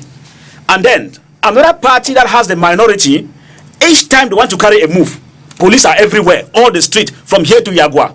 It means that the victory has question mark. I repeat, it means the victory has question mark. Because if the population you say you have over 71% is yours, you will not be dangling over little percentage that you gave to CRM or MRC 14. Now, another point again, Jupiter. If we stay, we are in a state of law, rule of law. The reason why you see all those SGOs and JOs put in place is a CPDM mechanism to cut down on freedom of press. Why do I say so? There are times I've told the regime and the CPDM people, they know. I've told them on several platforms that if you say we are in a state of the rule of law, CRM, MRC gives its program and they explain to you the reasons why they are marching. In a country that thinks that this party has the right, what they call the right for freedom of expression, now they tell you we are moving from here to here. A responsible government with responsible CPDM officials will simply send policemen to accompany you peacefully. Excuse me, I'm still coming. Now, because in the case of Douala and the rest, in the recent arrest, there was no destruction. Not It required. in Yaoundé, even in Yaoundé, that case required professional military to cover them. In another case, let me calm down. Jupiter, you are a journalist. When issues happened in France, in Chad, you realize that. Yes, I'm coming. I'm coming. I saw that. Yes. J'ai fait a small. No problem. I'm already present. You make a big mistake. There are platforms that you have CP military school 3 small here. mistake. Yeah. So can I come in? Small mistake. Can I land? Yes. Now, when we talk about the issues of the embassy in Berlin and in France, now I see my brother here, Hervé, was saying that we should embassy should have denounced. Let me tell you something, Mr. Tipita. If you look at the case of Chad, when Chad's embassy in France was attacked, one thing was sure: Chad instructed France to put legal proceedings against those who were involved. And they were, but it's true. Now, but in the case of Cameroon here, what is simple? We're in a state of rule of law. If the government says the destruction in France and Berlin was caused by CRM or MRC party members, then they should instruct the government over there to get the people to book. Simple. Merci. If that is done, can you give me a short moment it becomes simple. To give you my so, in a nutshell, as we going to come in, what I'm saying is that in political issues here, our issue here is not counter accusations because there are courts. If you say this man has done this thing, Merci. He should be able to be taken. So at the end of it, the match that has been programmed, as they say, as you have got my colleague explaining the match, reasons we need to be comes to the simple fact that things should be put into. No, he said he did not know. He's right. But you don't blame him. You are not serious. He did not know, so you don't blame him. So you are don't blame him. I did not know he's panelist. I should not have asked him how many people were you invited and who are they invited. So it should not be surprising to you. Non, mais j'avoue que pour moi c'est nouveau. Yeah, mais non, to him it's new. C'est pas nouveau. On connaît aussi la technique du RDPC. Je suis seul ici. On connaît jamais toi RDPC. So why closing? So why closing? Yes. So why wrapping up my discourse? What I'm saying is that we are in a state of rule of law whereby political parties should be given a leeway to manifest, provided they are sure. Because when you are applying to the deal, they tell you, anything that goes wrong, you are responsible. Let the parties sign, and the people take charge, and they allow the matches. On va parler de Cabral Libi. Monsieur Dipita Tongo, le MRC jouit là de ses droits. Que lui confère la loi? Je voudrais vous rappeler que la loi 90/055 portant régime des réunions et des manifestations publiques dispose en son article 3 notamment que les réunions publiques, quel qu'en soit l'objet, sont libres. Toutefois, elles doivent faire l'objet d'une déclaration. C'est pour cela que nous estimons que si ce parti veut manifester, il est dans son droit. Il lui reste simplement de se conformer à la loi. Parce que quand on est dans une république, qu'on souhaite diriger d'ailleurs, la moindre des choses, c'est d'être républicain. Bravo. Et un républicain, c'est celui qui respecte la loi. Le problème, malheureusement, chez nous, c'est qu'on a parfois le sentiment que certains foulent au pied la loi. Et c'est ce qui nous embête. Et ça m'embête davantage. J'étais surpris que vous laissiez passer ce que Hervé Emmanuel, comme vient de dire, d'insultant et de méprisant. Il parle de la personne de Cabral Libi comme un transhumant politique. Mais bon Dieu, est-ce que vous avez conscience? Non, vous faites semblant. Non, monsieur Hervé, monsieur Dipita, je m'attendais à ce que vous l'arrêtiez. Parce que le jeu des alliances politiques, c'est la pratique politique. Dans le cas d'espèce, non, permettez que... Parce que vous ne l'avez pas arrêté. Vous l'avez dit tout à l'heure. Je sais que dans un je suis sur ce plateau. Je sais que dans un autre modérateur de plateau. Non, Dipita, vous avez dit que sur ce plateau, vous avez estimé le plus calme. Mais on a le sentiment, malheureusement, dans notre pays, et c'est ce qui est gênant, que lorsque vous êtes respectueux, j'estime que le Cameroun traverse des moments suffisamment difficiles pour qu'on vienne sur un plateau aussi sérieux pour faire un discours de politique politicienne. C'est pour ça que je suis très embêté, mais je suis quelqu'un de très respectueux. Surtout pour ce qui concerne le respect du droit d'aînesse. Oui, Hervé Emmanuel, comme vous êtes un aîné, je vous respecte. Mais s'il vous plaît, je trouve que c'est suffisamment acceptable que la loi. Non, mais vous faites semblant. Non, mais vous faites semblant. Mais c'est quoi la transhumance politique? Ça veut dire d'abord, quelqu'un qui est en mal de repère, La transhumance politique. Si j'ai d'abord quelqu'un qui a mal de repères, quelqu'un qui cherche ses marques. Oui. Oh, dans le cas d'espèce, nous avons utilisé ce qu'on appelle la pratique en politique, le jeu des alliances. Pour être candidat à la dernière élection, monsieur Dipita, je trouve... Vous voyez pourquoi je vous ai tout fait. Vous voyez pourquoi je voulais vous sauver. Non. On va parler Mais vous avez laissé passer... Non, je laissé passer. Si vous m'aviez laissé, j'aurais déjà terminé. J'aurais clos sur le sujet. Il y a tout un chapitre sur Cabral Libye. Mais arrêtez-le quand il a... J'ai laissé passer justement parce qu'il y a tout un chapitre. Vous n'avez pas changé 4 fois de parti. J'ai mis tout un thème sur Cabral Libye. Vous n'avez pas fait je veux dire Armand, c'est un fait. Comment? C'est un fait. Revenons au MRC et la marche. Et là-dessus, je voudrais donc votre lecture sur la pertinence. Et la question, elle était centrale. Le MRC remet-il met-il la pression? C'est là-dessus que je vous attends. On en finit dans 2-3 minutes. Et puis on passe à vous. D'accord. Mais vous ne vous attendez pas à ce que moi, je vienne ici remettre en cause la stratégie d'une formation politique. Ils ont des stratèges, ils ont des responsables, et il me semble qu'ils sont libres d'adopter la stratégie qui leur semble la meilleure. J'ai indiqué tout à l'heure le cadre normatif. Je me suis référé pour cela à la loi. Et je dis le problème qu'il y a chez nous avec les manifestations, et vous savez que nous avons subi les affres de ce piétinement de la loi.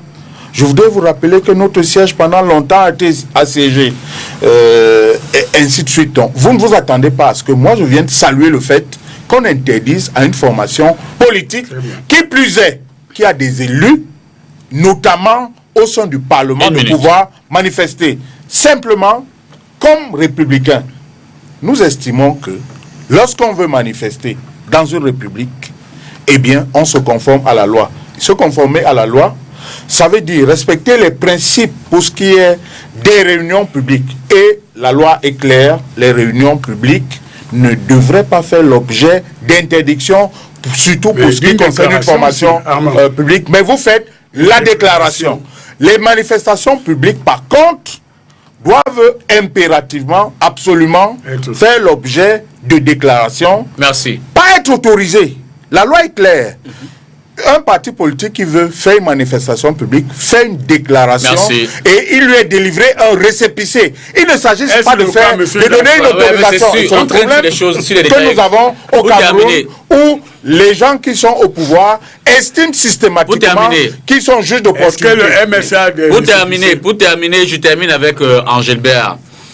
Vous avez appelé à manifester à l'intérieur et à l'extérieur. En fait, c'est une mobilisation générale, c'est ça. Je veux dire, ça concerne les militants d'ici et d'ailleurs. Ailleurs, c'est où? Hors du pays. À l'étranger. Bien sûr. Faisons la part des choses. Ouais. Parce qu'après, je sais à quelle confusion ça arrive. Je dis bien à l'extérieur du Cameroun, nous avons des représentations du parti. Que ce soit en France, en Belgique, au Sénégal, au Gabon, en Guinée équatoriale, en Côte d'Ivoire, nous avons des représentations.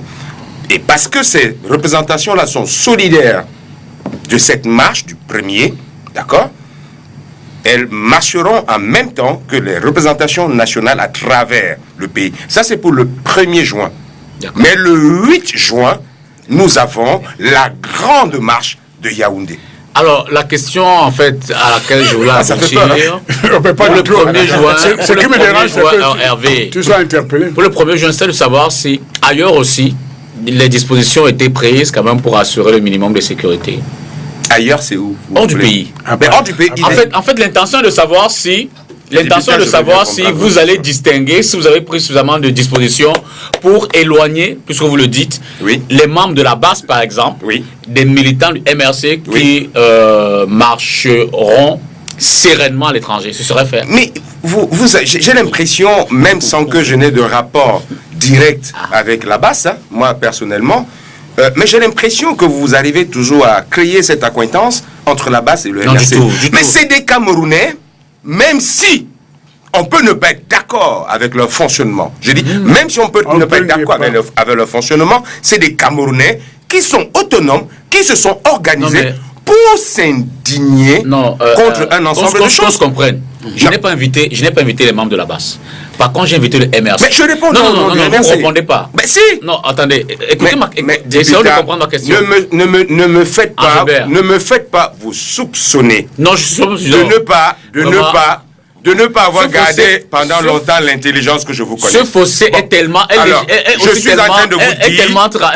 Je suis en train de vous dire, et je le répète, le MRC manifestera.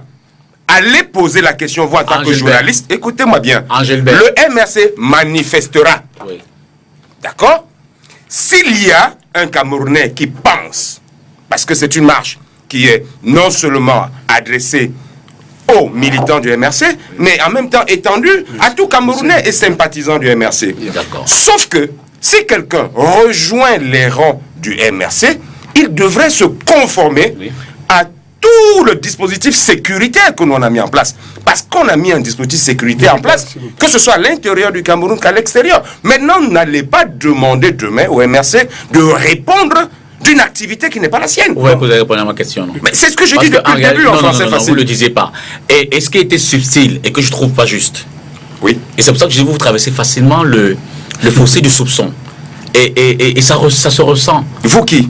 Vous, Angilbert. Ah d'accord, ok. Ok. Vous. D'accord. Et puisque vous, Angilbert, je vous invite au nom du MRC. Je vous invite au nom du MRC. D'accord. Et je dis c'est subtil, mais c'est malsain. Mais vous avez insisté. Et quand, oui, mais j'insiste. Quand vous insistez, mais je ne comprenais pas l'insistance parce que je connais votre intelligence. Non, et je savais qu'à partir de ma première réponse, vous aviez réponse. Non, je n'avais pas réponse. Mais maintenant que j'ai une réponse, je suggère avec les 30 minutes qui restent, Hervé, donc on passe au prochain. Non, mais je vais juste dire un mot. Pour être équitable aussi avec Cabral. Oui, s'il te plaît, je vais juste dire un mot. Parce que Cabral, ça m'intéresse, parce que je pense carrément dénaturer mon propos, mais c'est pas grave. Je voulais dire à Angilbert que ce qui est en cause, c'est que nous sommes tous des républicains, toi et moi on se connaît, et que lorsque une de nos ambassades est saccagée, c'est la République qui a attaqué. Et je pense qu'il n'y a pas lieu de calcul politicien ni stratégie électorale d'avoir la moindre complaisance avec ce genre de situation. Moi, je te connais. Je ne pense pas une seule seconde que tu puisses organiser le saccage qui a été en Mondovision de notre ambassade. Pas du tout. Que tu puisses organiser... Il y a encore moins Camto. Oui, mais alors il faut qu'on le dénonce ensemble. Il faut qu'on le dénonce ensemble parce que c'est la République qui a attaqué, c'est pas le RDPC. Vous comprenez? Vous voulez faire de l'administration camerounaise, qui est un instrument de gouvernance républicaine, un organe de base du RDPC. Ça ne marche pas. Je t'ai dit aujourd'hui que je rêve, militant au niveau que je suis du RDPC, que nous ayons les moyens d'assumer la liberté d'association et de manifestation dans notre pays. On ne peut pas faire autrement. C'est l'avenir. Mais maintenant, quand il y a un problème, et la question se pose à Armand aussi, il faut une dénonciation franche de tous les casseurs parce qu'ils s'attaquent à la République. Je suis d'accord avec toi. Je suis d'accord. Troisième et dernier thème. Eric Gando, la transition. Je pense qu'il y avait John Gauthier. Ça descend. Non. On peut parler de lui si tu veux. Dernier thème, Cabral Libye, finalement déterminé en réalité pour dire à Morcol qu'il a trouvé, je ne vais pas dire superfuge, sinon... il a trouvé un véhicule, un peu comme le candidat de la mairie de Yabassi qui avait trouvé un parti qui n'existait pas à Yabassi. Enfin, Cabral est bien le chapeau pour aller aux prochaines élections. Vous le direz comme moi. Monsieur Dipita, les experts... Non. Vous savez que... Tu es précieux, et vous l'avez dit tout à l'heure. C'est ta fonction qui te rend comme ça. Non, c'est pas la fonction. Le Cameroun est une grande nation. Oui, mais il y en a qui veulent traîner la nation par le bas. Et quand il y a des thématiques aussi importantes qui engagent directement la vie des Camerounais, allons-y à la thématique. Parce que nous plaçons l'humain au centre des préoccupations, eh bien, on se détache de toutes les considérations possibles. Monsieur Dibita, je reprends à votre question. Il y a 3 modes de dévolution du pouvoir. Le premier mode, c'est le coup d'État. Mais nous nous détachons complètement de ce mode de dévolution du pouvoir. parce qu'un coup d'État entraîne la junte au pouvoir. Et quand la junte est au pouvoir, eh bien, vous ne maîtrisez plus la situation. Le deuxième mode de dévolution du pouvoir, c'est une insurrection populaire. Nous nous démarquons également de l'insurrection populaire parce que il n'y a pas d'insurrection populaire sans que le sang ne soit versé. Et nous estimons donc que les cas d'ailleurs nous ont parlé. Vous avez la situation du Burkina Faso, par exemple. Vous avez la situation du Sénégal, où on a procédé notamment à la transition sans qu'il n'y ait effusion de sang. Il y a le troisième mode de dévolution du pouvoir, c'est pas le suffrage universel. C'est celui qui correspond le mieux à notre façon de voir, parce que nous estimons qu'on peut aboutir à une transparence par les urnes. Que s'est-il passé concrètement? Il y a une alliance, vous le savez, avec le parti Univers, qui a investi Cabral Libye à la dernière élection présidentielle. Cette alliance devait aller jusqu'aux élections locales, les législatives et les municipales notamment. Mais vous avez vu qu'il y a eu des divergences et à partir de ce moment, nous ne nous sentions plus en sécurité.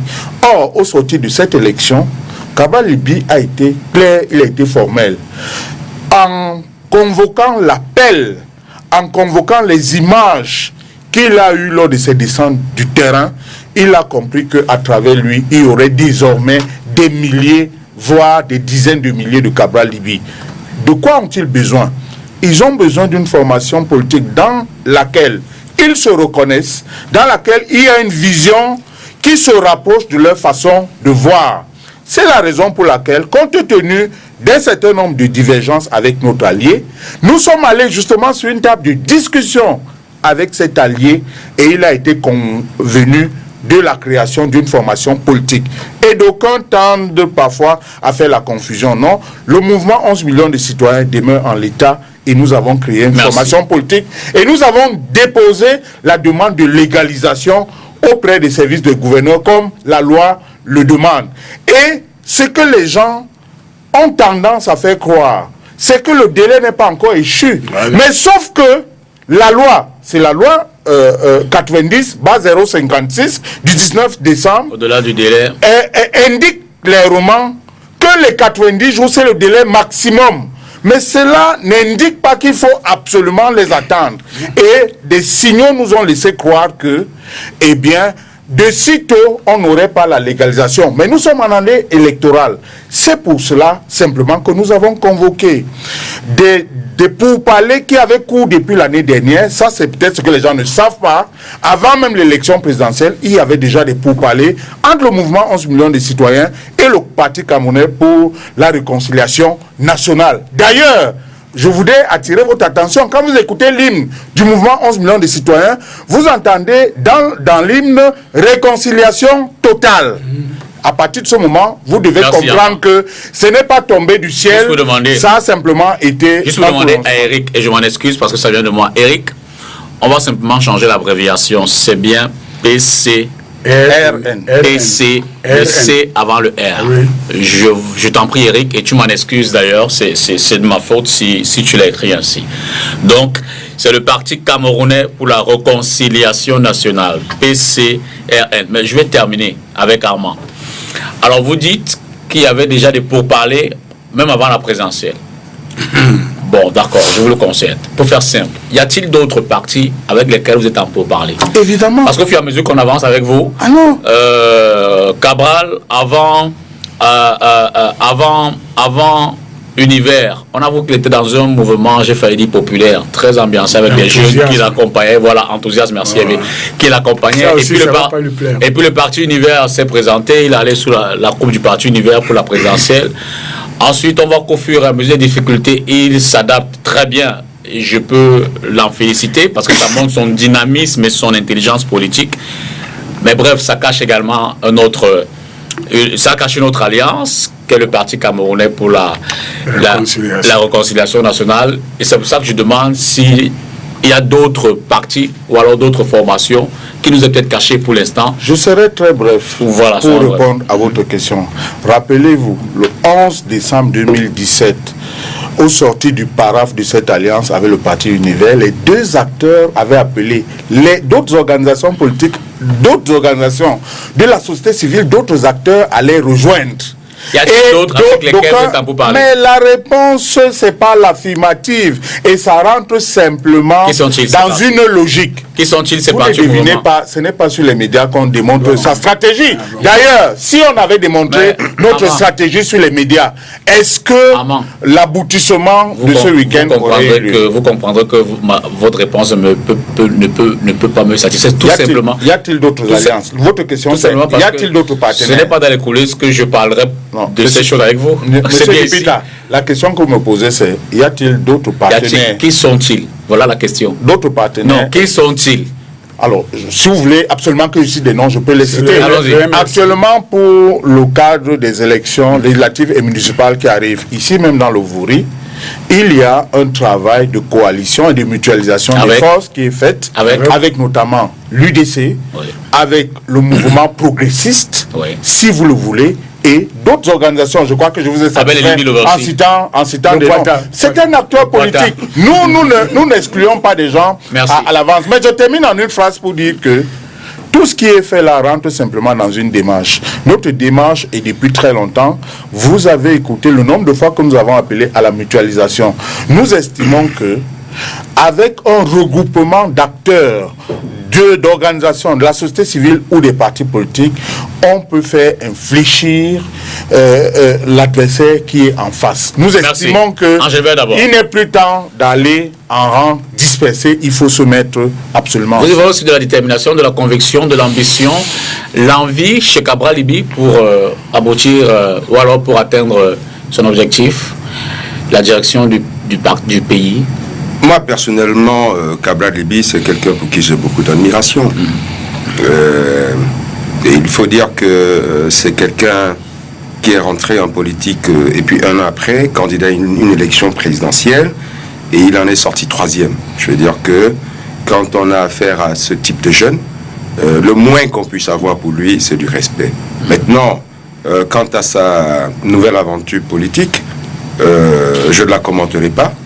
Je prends acte et je considère donc qu'il y a nouvelle, même si c'est un ancien parti, et c'est vrai qu'un ancien parti avec Cabral Libby comme président, c'est pratiquement un nouveau parti. Voilà, donc j'intègre qu'il y a un nouvel acteur qui rentre donc dans la scène politique. Cabral, c'est quand même le 3e, c'est sans frayeur, c'est sans...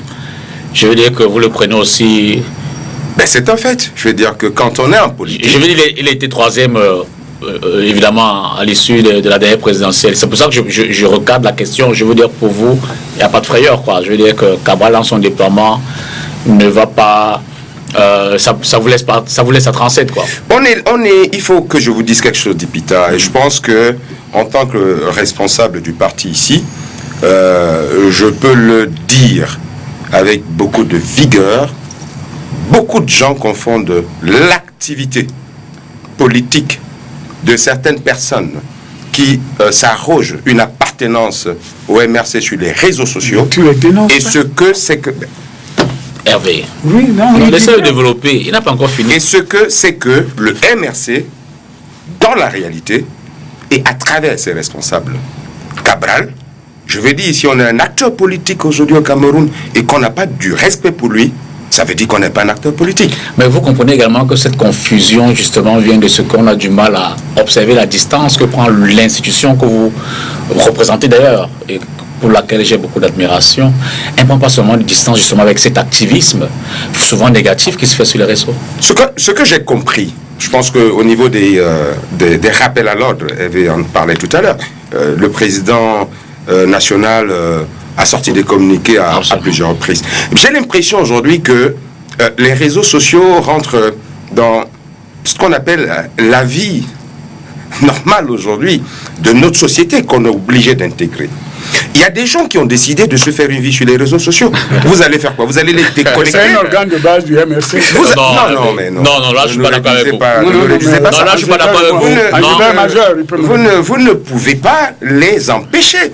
Tout comme, je pense qu'il y a des gens qui ont un certain âge et qui sont faits pour un certain type d'activité. Il y en a qui font cette activité-là, que ce soit du côté du MRC, que du côté de 11 millions, que du côté du RDPC.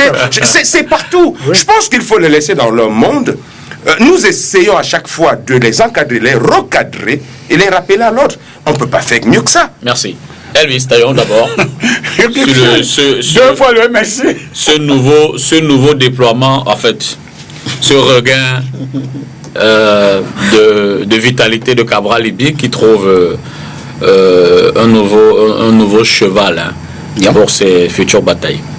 You know, it's a good question you're asking because you see, I always laugh because Mr. Heavy is making me laughing all the time. You know, constant intervention. Non, mais je veux dire que it's good. J'aurais pu dire la même chose parce que moi aussi j'ai été pour le coup, mais bon, allez-y.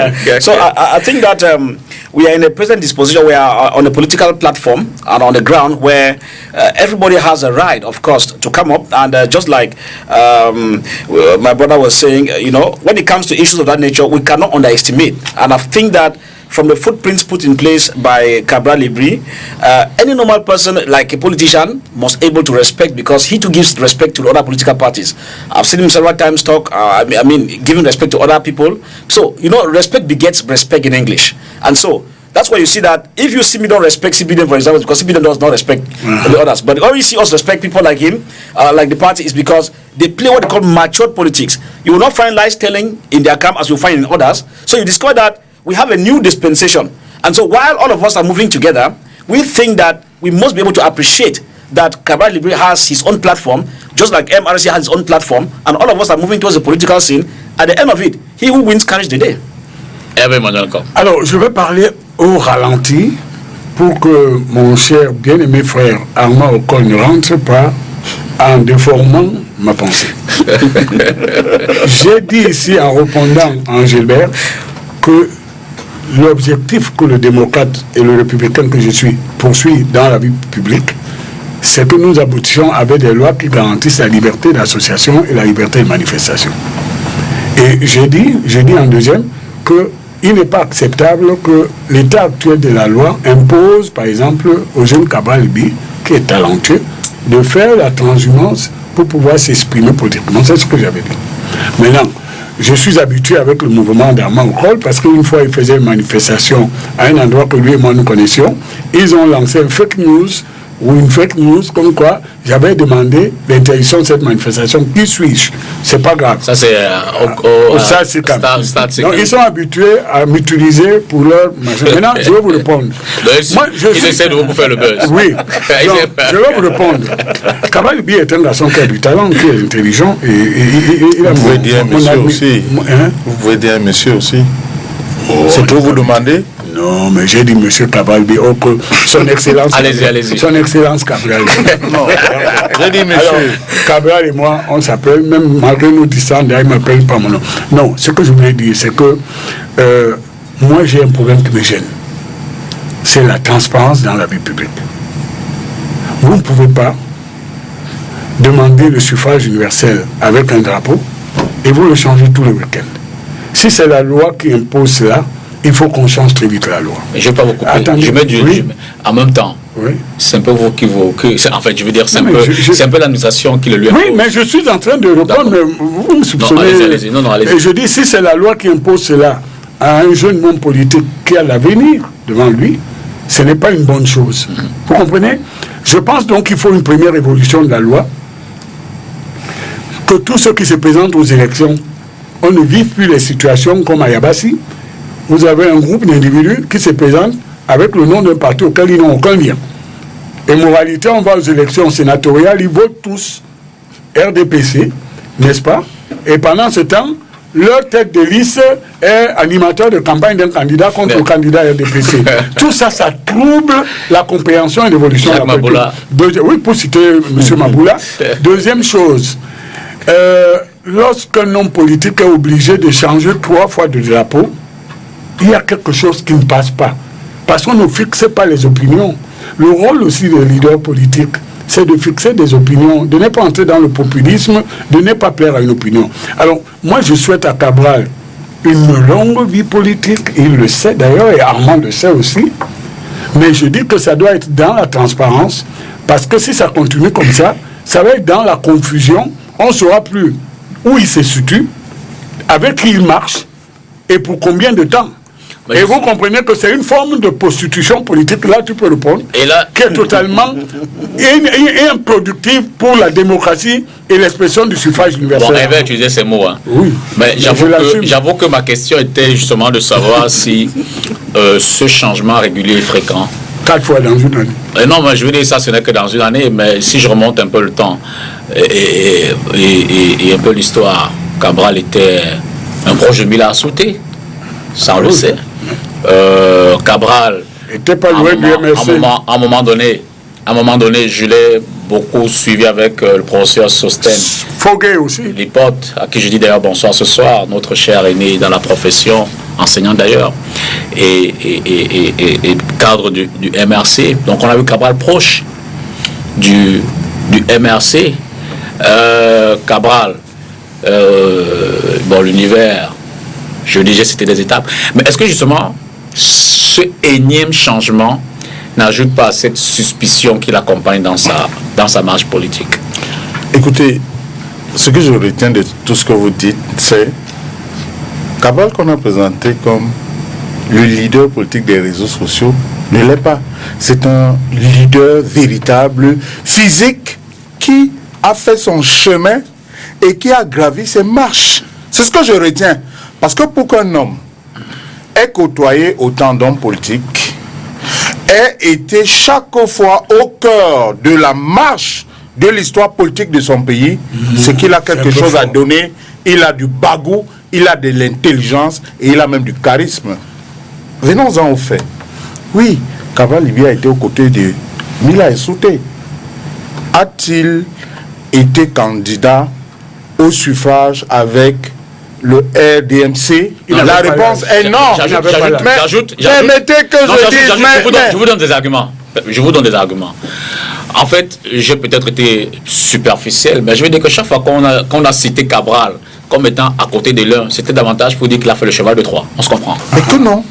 Non, en fait, c'était ça la réelle pensée de la question. Oui, mais alors, vous posez une question et vous apportez la réponse, ou bien vous posez la question pour que j'en pose les. C'était une question en réalité. C'est pour que voilà, vous répondiez une fois. Il y a eu, dans l'histoire du Cameroun, des modernistes au sein du RDPC qui se sentaient en position inconfortable et qui ont cru devoir faire avancer le débat démocratique parce qu'ils estimaient qu'en interne, il n'y avait pas le débat. Parmi ces hommes politiques, il y avait Chief Mila Assouté, qui a su détecter des talents.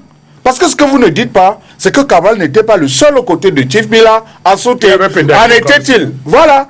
Ils ont donc accompagné la mise en place de ce mouvement, le RDMC, jusqu'à ce que il estime à un moment donné qu'il n'avait plus sa place là. Ce qu'il a fait à ce moment, c'est qu'il a signifié aussi bien Mila Assouté, il a signifié également le ministre de l'administration territoriale et de la décentralisation à l'époque. Maintenant vous dites qu'il a été membre du MSC, ou du moins qu'il était proche. Oui. Il s'est trouvé, et je crois que vous avez la bonne information, il était invité à cette époque dans toutes les formations politiques, le RDPC exclu. Il allait à l'UDC, il allait au SDF, il était invité au MRC. Il a donc pris part, lors de la fête de la jeunesse, à une conférence des jeunes du MRC, et il a dit être un acteur de changement. Il s'est trouvé que Dr Sosten, l'hypothèse pour qui j'ai beaucoup de respect, s'est empressé d'aller annoncer qu'il était militant du MRC. Je connais parfaitement cette histoire parce qu'à l'époque et le lendemain, le 11 février 2016, je l'ai reçu à une émission que je présentais qui s'appelait Face au col. J'ai mis face à face l'hypothèse et Cabral Libye et il a été avéré que jamais il n'avait décidé de prendre des responsabilités. Il se trouve donc à ce moment donné que il crée un mouvement citoyen, mais comme c'est les partis qui concourent à l'expression des suffrages, il y avait 22 partis politiques lors de la dernière élection qui pouvaient investir un candidat à l'élection présidentielle. Il avait un mouvement qui avait pignon sur rue, mais qui ne pouvait pas investir un candidat. On a eu plusieurs offres. Celle qui nous a semblé la meilleure a été celle de Univers et nous sommes allés aux élections. Et tout à l'heure, je vous ai expliqué les divergences qui ont fait que... Dernière question. Ce que j'ai envie de vous dire, tout simplement, et vous le comprendrez après la démarche que je viens d'expliquer, ça va être véritablement la première fois qu'il est cadre d'une formation politique. Je pèse mes mots. Ça va être la première fois qu'il est cadre d'une formation politique. Mais je vous dis que le parti l'a investi et c'était un mariage de cœur et des raisons. Et vous comprendrez pourquoi. Parce que au sein du PCRN maintenant, il a libre cours d'impulser une vision. Et dites-vous bien qu'il ne s'est pas s'agit d'un subterfuge, comme vous avez semblé le dire, mais on s'est retrouvé au carrefour des convergences. Le PCRN, pendant longtemps, prône pour le rajeunissement de la classe politique. Merci. Nous faisons pareil. Le PCRN met l'humain au centre des préoccupations. Nous également, nous avons donc cru de voir trois autres, sauf à vous. Cabral Libye, donc, troisième à l'élection présidentielle, dans un nouveau véhicule politique, serait-ce un mouvement qui, pour les prochaines élections locales, pourrait-il peser au point, peut-être, on ne va pas lire dans une boule de cristal, mais c'est tout comme puisqu'on fait de l'analyse politique. Cabral pourrait-il peser dans le jeu politique au point d'influencer, d'imposer les candidats qui seront présentés par ce parti-là, Elvis? Well, I think for that, it's, you know, I will not be able to talk well on that because, you know, the party has a structure and the party has its reason for taking whatever decision. You see, like when you were asking Armand about who, the other parties that are probably playing alliance with them, you know, you see any party has its own cards, puts place to the chest. Just like you cannot ask CRM or MRC, you cannot ask us, all right, who are those you are working with, you get the point. So it's a political game, and so in that case, I will reserve that because they themselves know they have a master plan, just like MRC has a master plan. And wherever they arrive at, for CPD, I don't know if they have a master plan, if it's even working, I don't know. But for them, they have a master plan. When it arrives to, they will execute. So I think Merci, Hervé, et puis Angélbert pour terminer. En un mot, vraiment, il reste une minute. Non, moi je pense que Cabral existe dans le paysage politique et qu'il faut faire avec lui. Maintenant, je pense qu'il peut se tromper des stratégies aussi. Bon, ça c'est personnel, mais je pense qu'en allant vers le septentrion, Cabral ne s'est pas trompé de stratégie, parce que si vous faites l'analyse des résultats électoraux, c'est le candidat en dehors du RDPC qui a fait le meilleur score là-bas. Angélbert, le bon. Voilà, non, moi je dirais d'abord rapidement, que parce que l'émission à la fin, que j'ai un petit goût d'inachevé, parce que dans le conducteur que vous m'avez envoyé, on devait parler de la descente de John Goutet dans le nord-ouest et le sud-ouest, la supposée main tendue du président, enfin de M. Supposé. J'aurais eu le temps de développer ça, que les gens auraient compris. Pas que le sujet Cabral ne soit pas important, mais je dis, j'ai fait le déplacement quand même, je savais que c'était le sujet central. C'est pas grave, je pense que j'aurai d'autres occasions. Besoin de la clarification, disons que c'était le thème sur les Nations Unies qu'on prend la rencontre du 13, mais en fait c'est ce thème-là qui va englober toute cette partie. Et vous savez, mes thèmes sont ouverts, donc vous aurez pu développer là-dessus sans souci. Ah ben je savais pas, parce qu'à chaque fois je me disais, bon on reprend rendez-vous par rapport au sujet sur M. John Goutet, c'est pas grave. Alors moi ce que je peux dire pour Cabral, c'est que je lui souhaite bon vent. Il vous trouvera sur le chemin. Ah, pas qu'il ne trouve. Non, c'est pas la guerre. Non, je ne dis pas non plus un thème de guerre, je dis sur le terrain politique, sur le terrain électoral. Qu'il intègre simplement, parce que je suis au MRC depuis le début, et un parti politique, c'est une machine. Absolument. Hein? Il n'y a pas d'improvisation, on ne peut pas chercher un parti politique, on peut chercher un parti politique pour une investiture comme candidat à l'élection présidentielle. Mais quand on veut avoir une machine politique pour aller aux élections locales, je peux dire que ils ont intérêt à s'y mettre tout de suite, 36 heures par jour. Merci Angélbert Lebon, vraiment merci doublement parce que vous êtes parti de loin pour être là ce soir et je vous souhaite bon retour. Merci. Elvis Taillon. Thank you very much, and I'll always be here. Désormais, on mettra MRC là-dessus. Yes, very okay. Ce n'est pas plus mal. Je l'ai découvert, mais en même temps, ça ne me choque pas pour autant. Yeah. Surprises are sometimes nice. Ça enrichit Je vais lui ça enrichit les panélistes du MRC. Even though I see Mr. Hebe was angry, Le téméraire, two MRC against one CPDM. le téméraire, j'ai failli dire controversé sans être péjoratif. Mais vous savez, vous êtes controversé. Mais la politique n'est pas une chose facile. Le téméraire est Et nous controversé. élançons en sachant tout ce qu'on va rencontrer. Moi, je suis Emmanuel heureux. Combe. Après cette conversation, je bois un coup avec Angela. Merci encore et on se retrouvera À certainement condition sur qu'on le ne plateau. casse pas nos ambassades. Ama encore merci. Merci. Je vous demande de vous habituer très prochainement au Parti camerounais pour la réconciliation nationale. D'ailleurs, Et je vous donne le l'annoncer. ticket d'invitation solennelle de Cabral Libi parce que jeudi, il est mon invité. Ah, très bien. Cabral Libi entretien sera avec- sur cette antenne jeudi à partir de 21h dans le cadre de l'entretien avec. Ce sera le prochain invité. 21h, 22h30, ce sera jeudi. Quant à moi, dans cet espace, ce sera mardi prochain. N'oubliez pas les Reine Ganzeux dimanche à partir de midi. Bonsoir.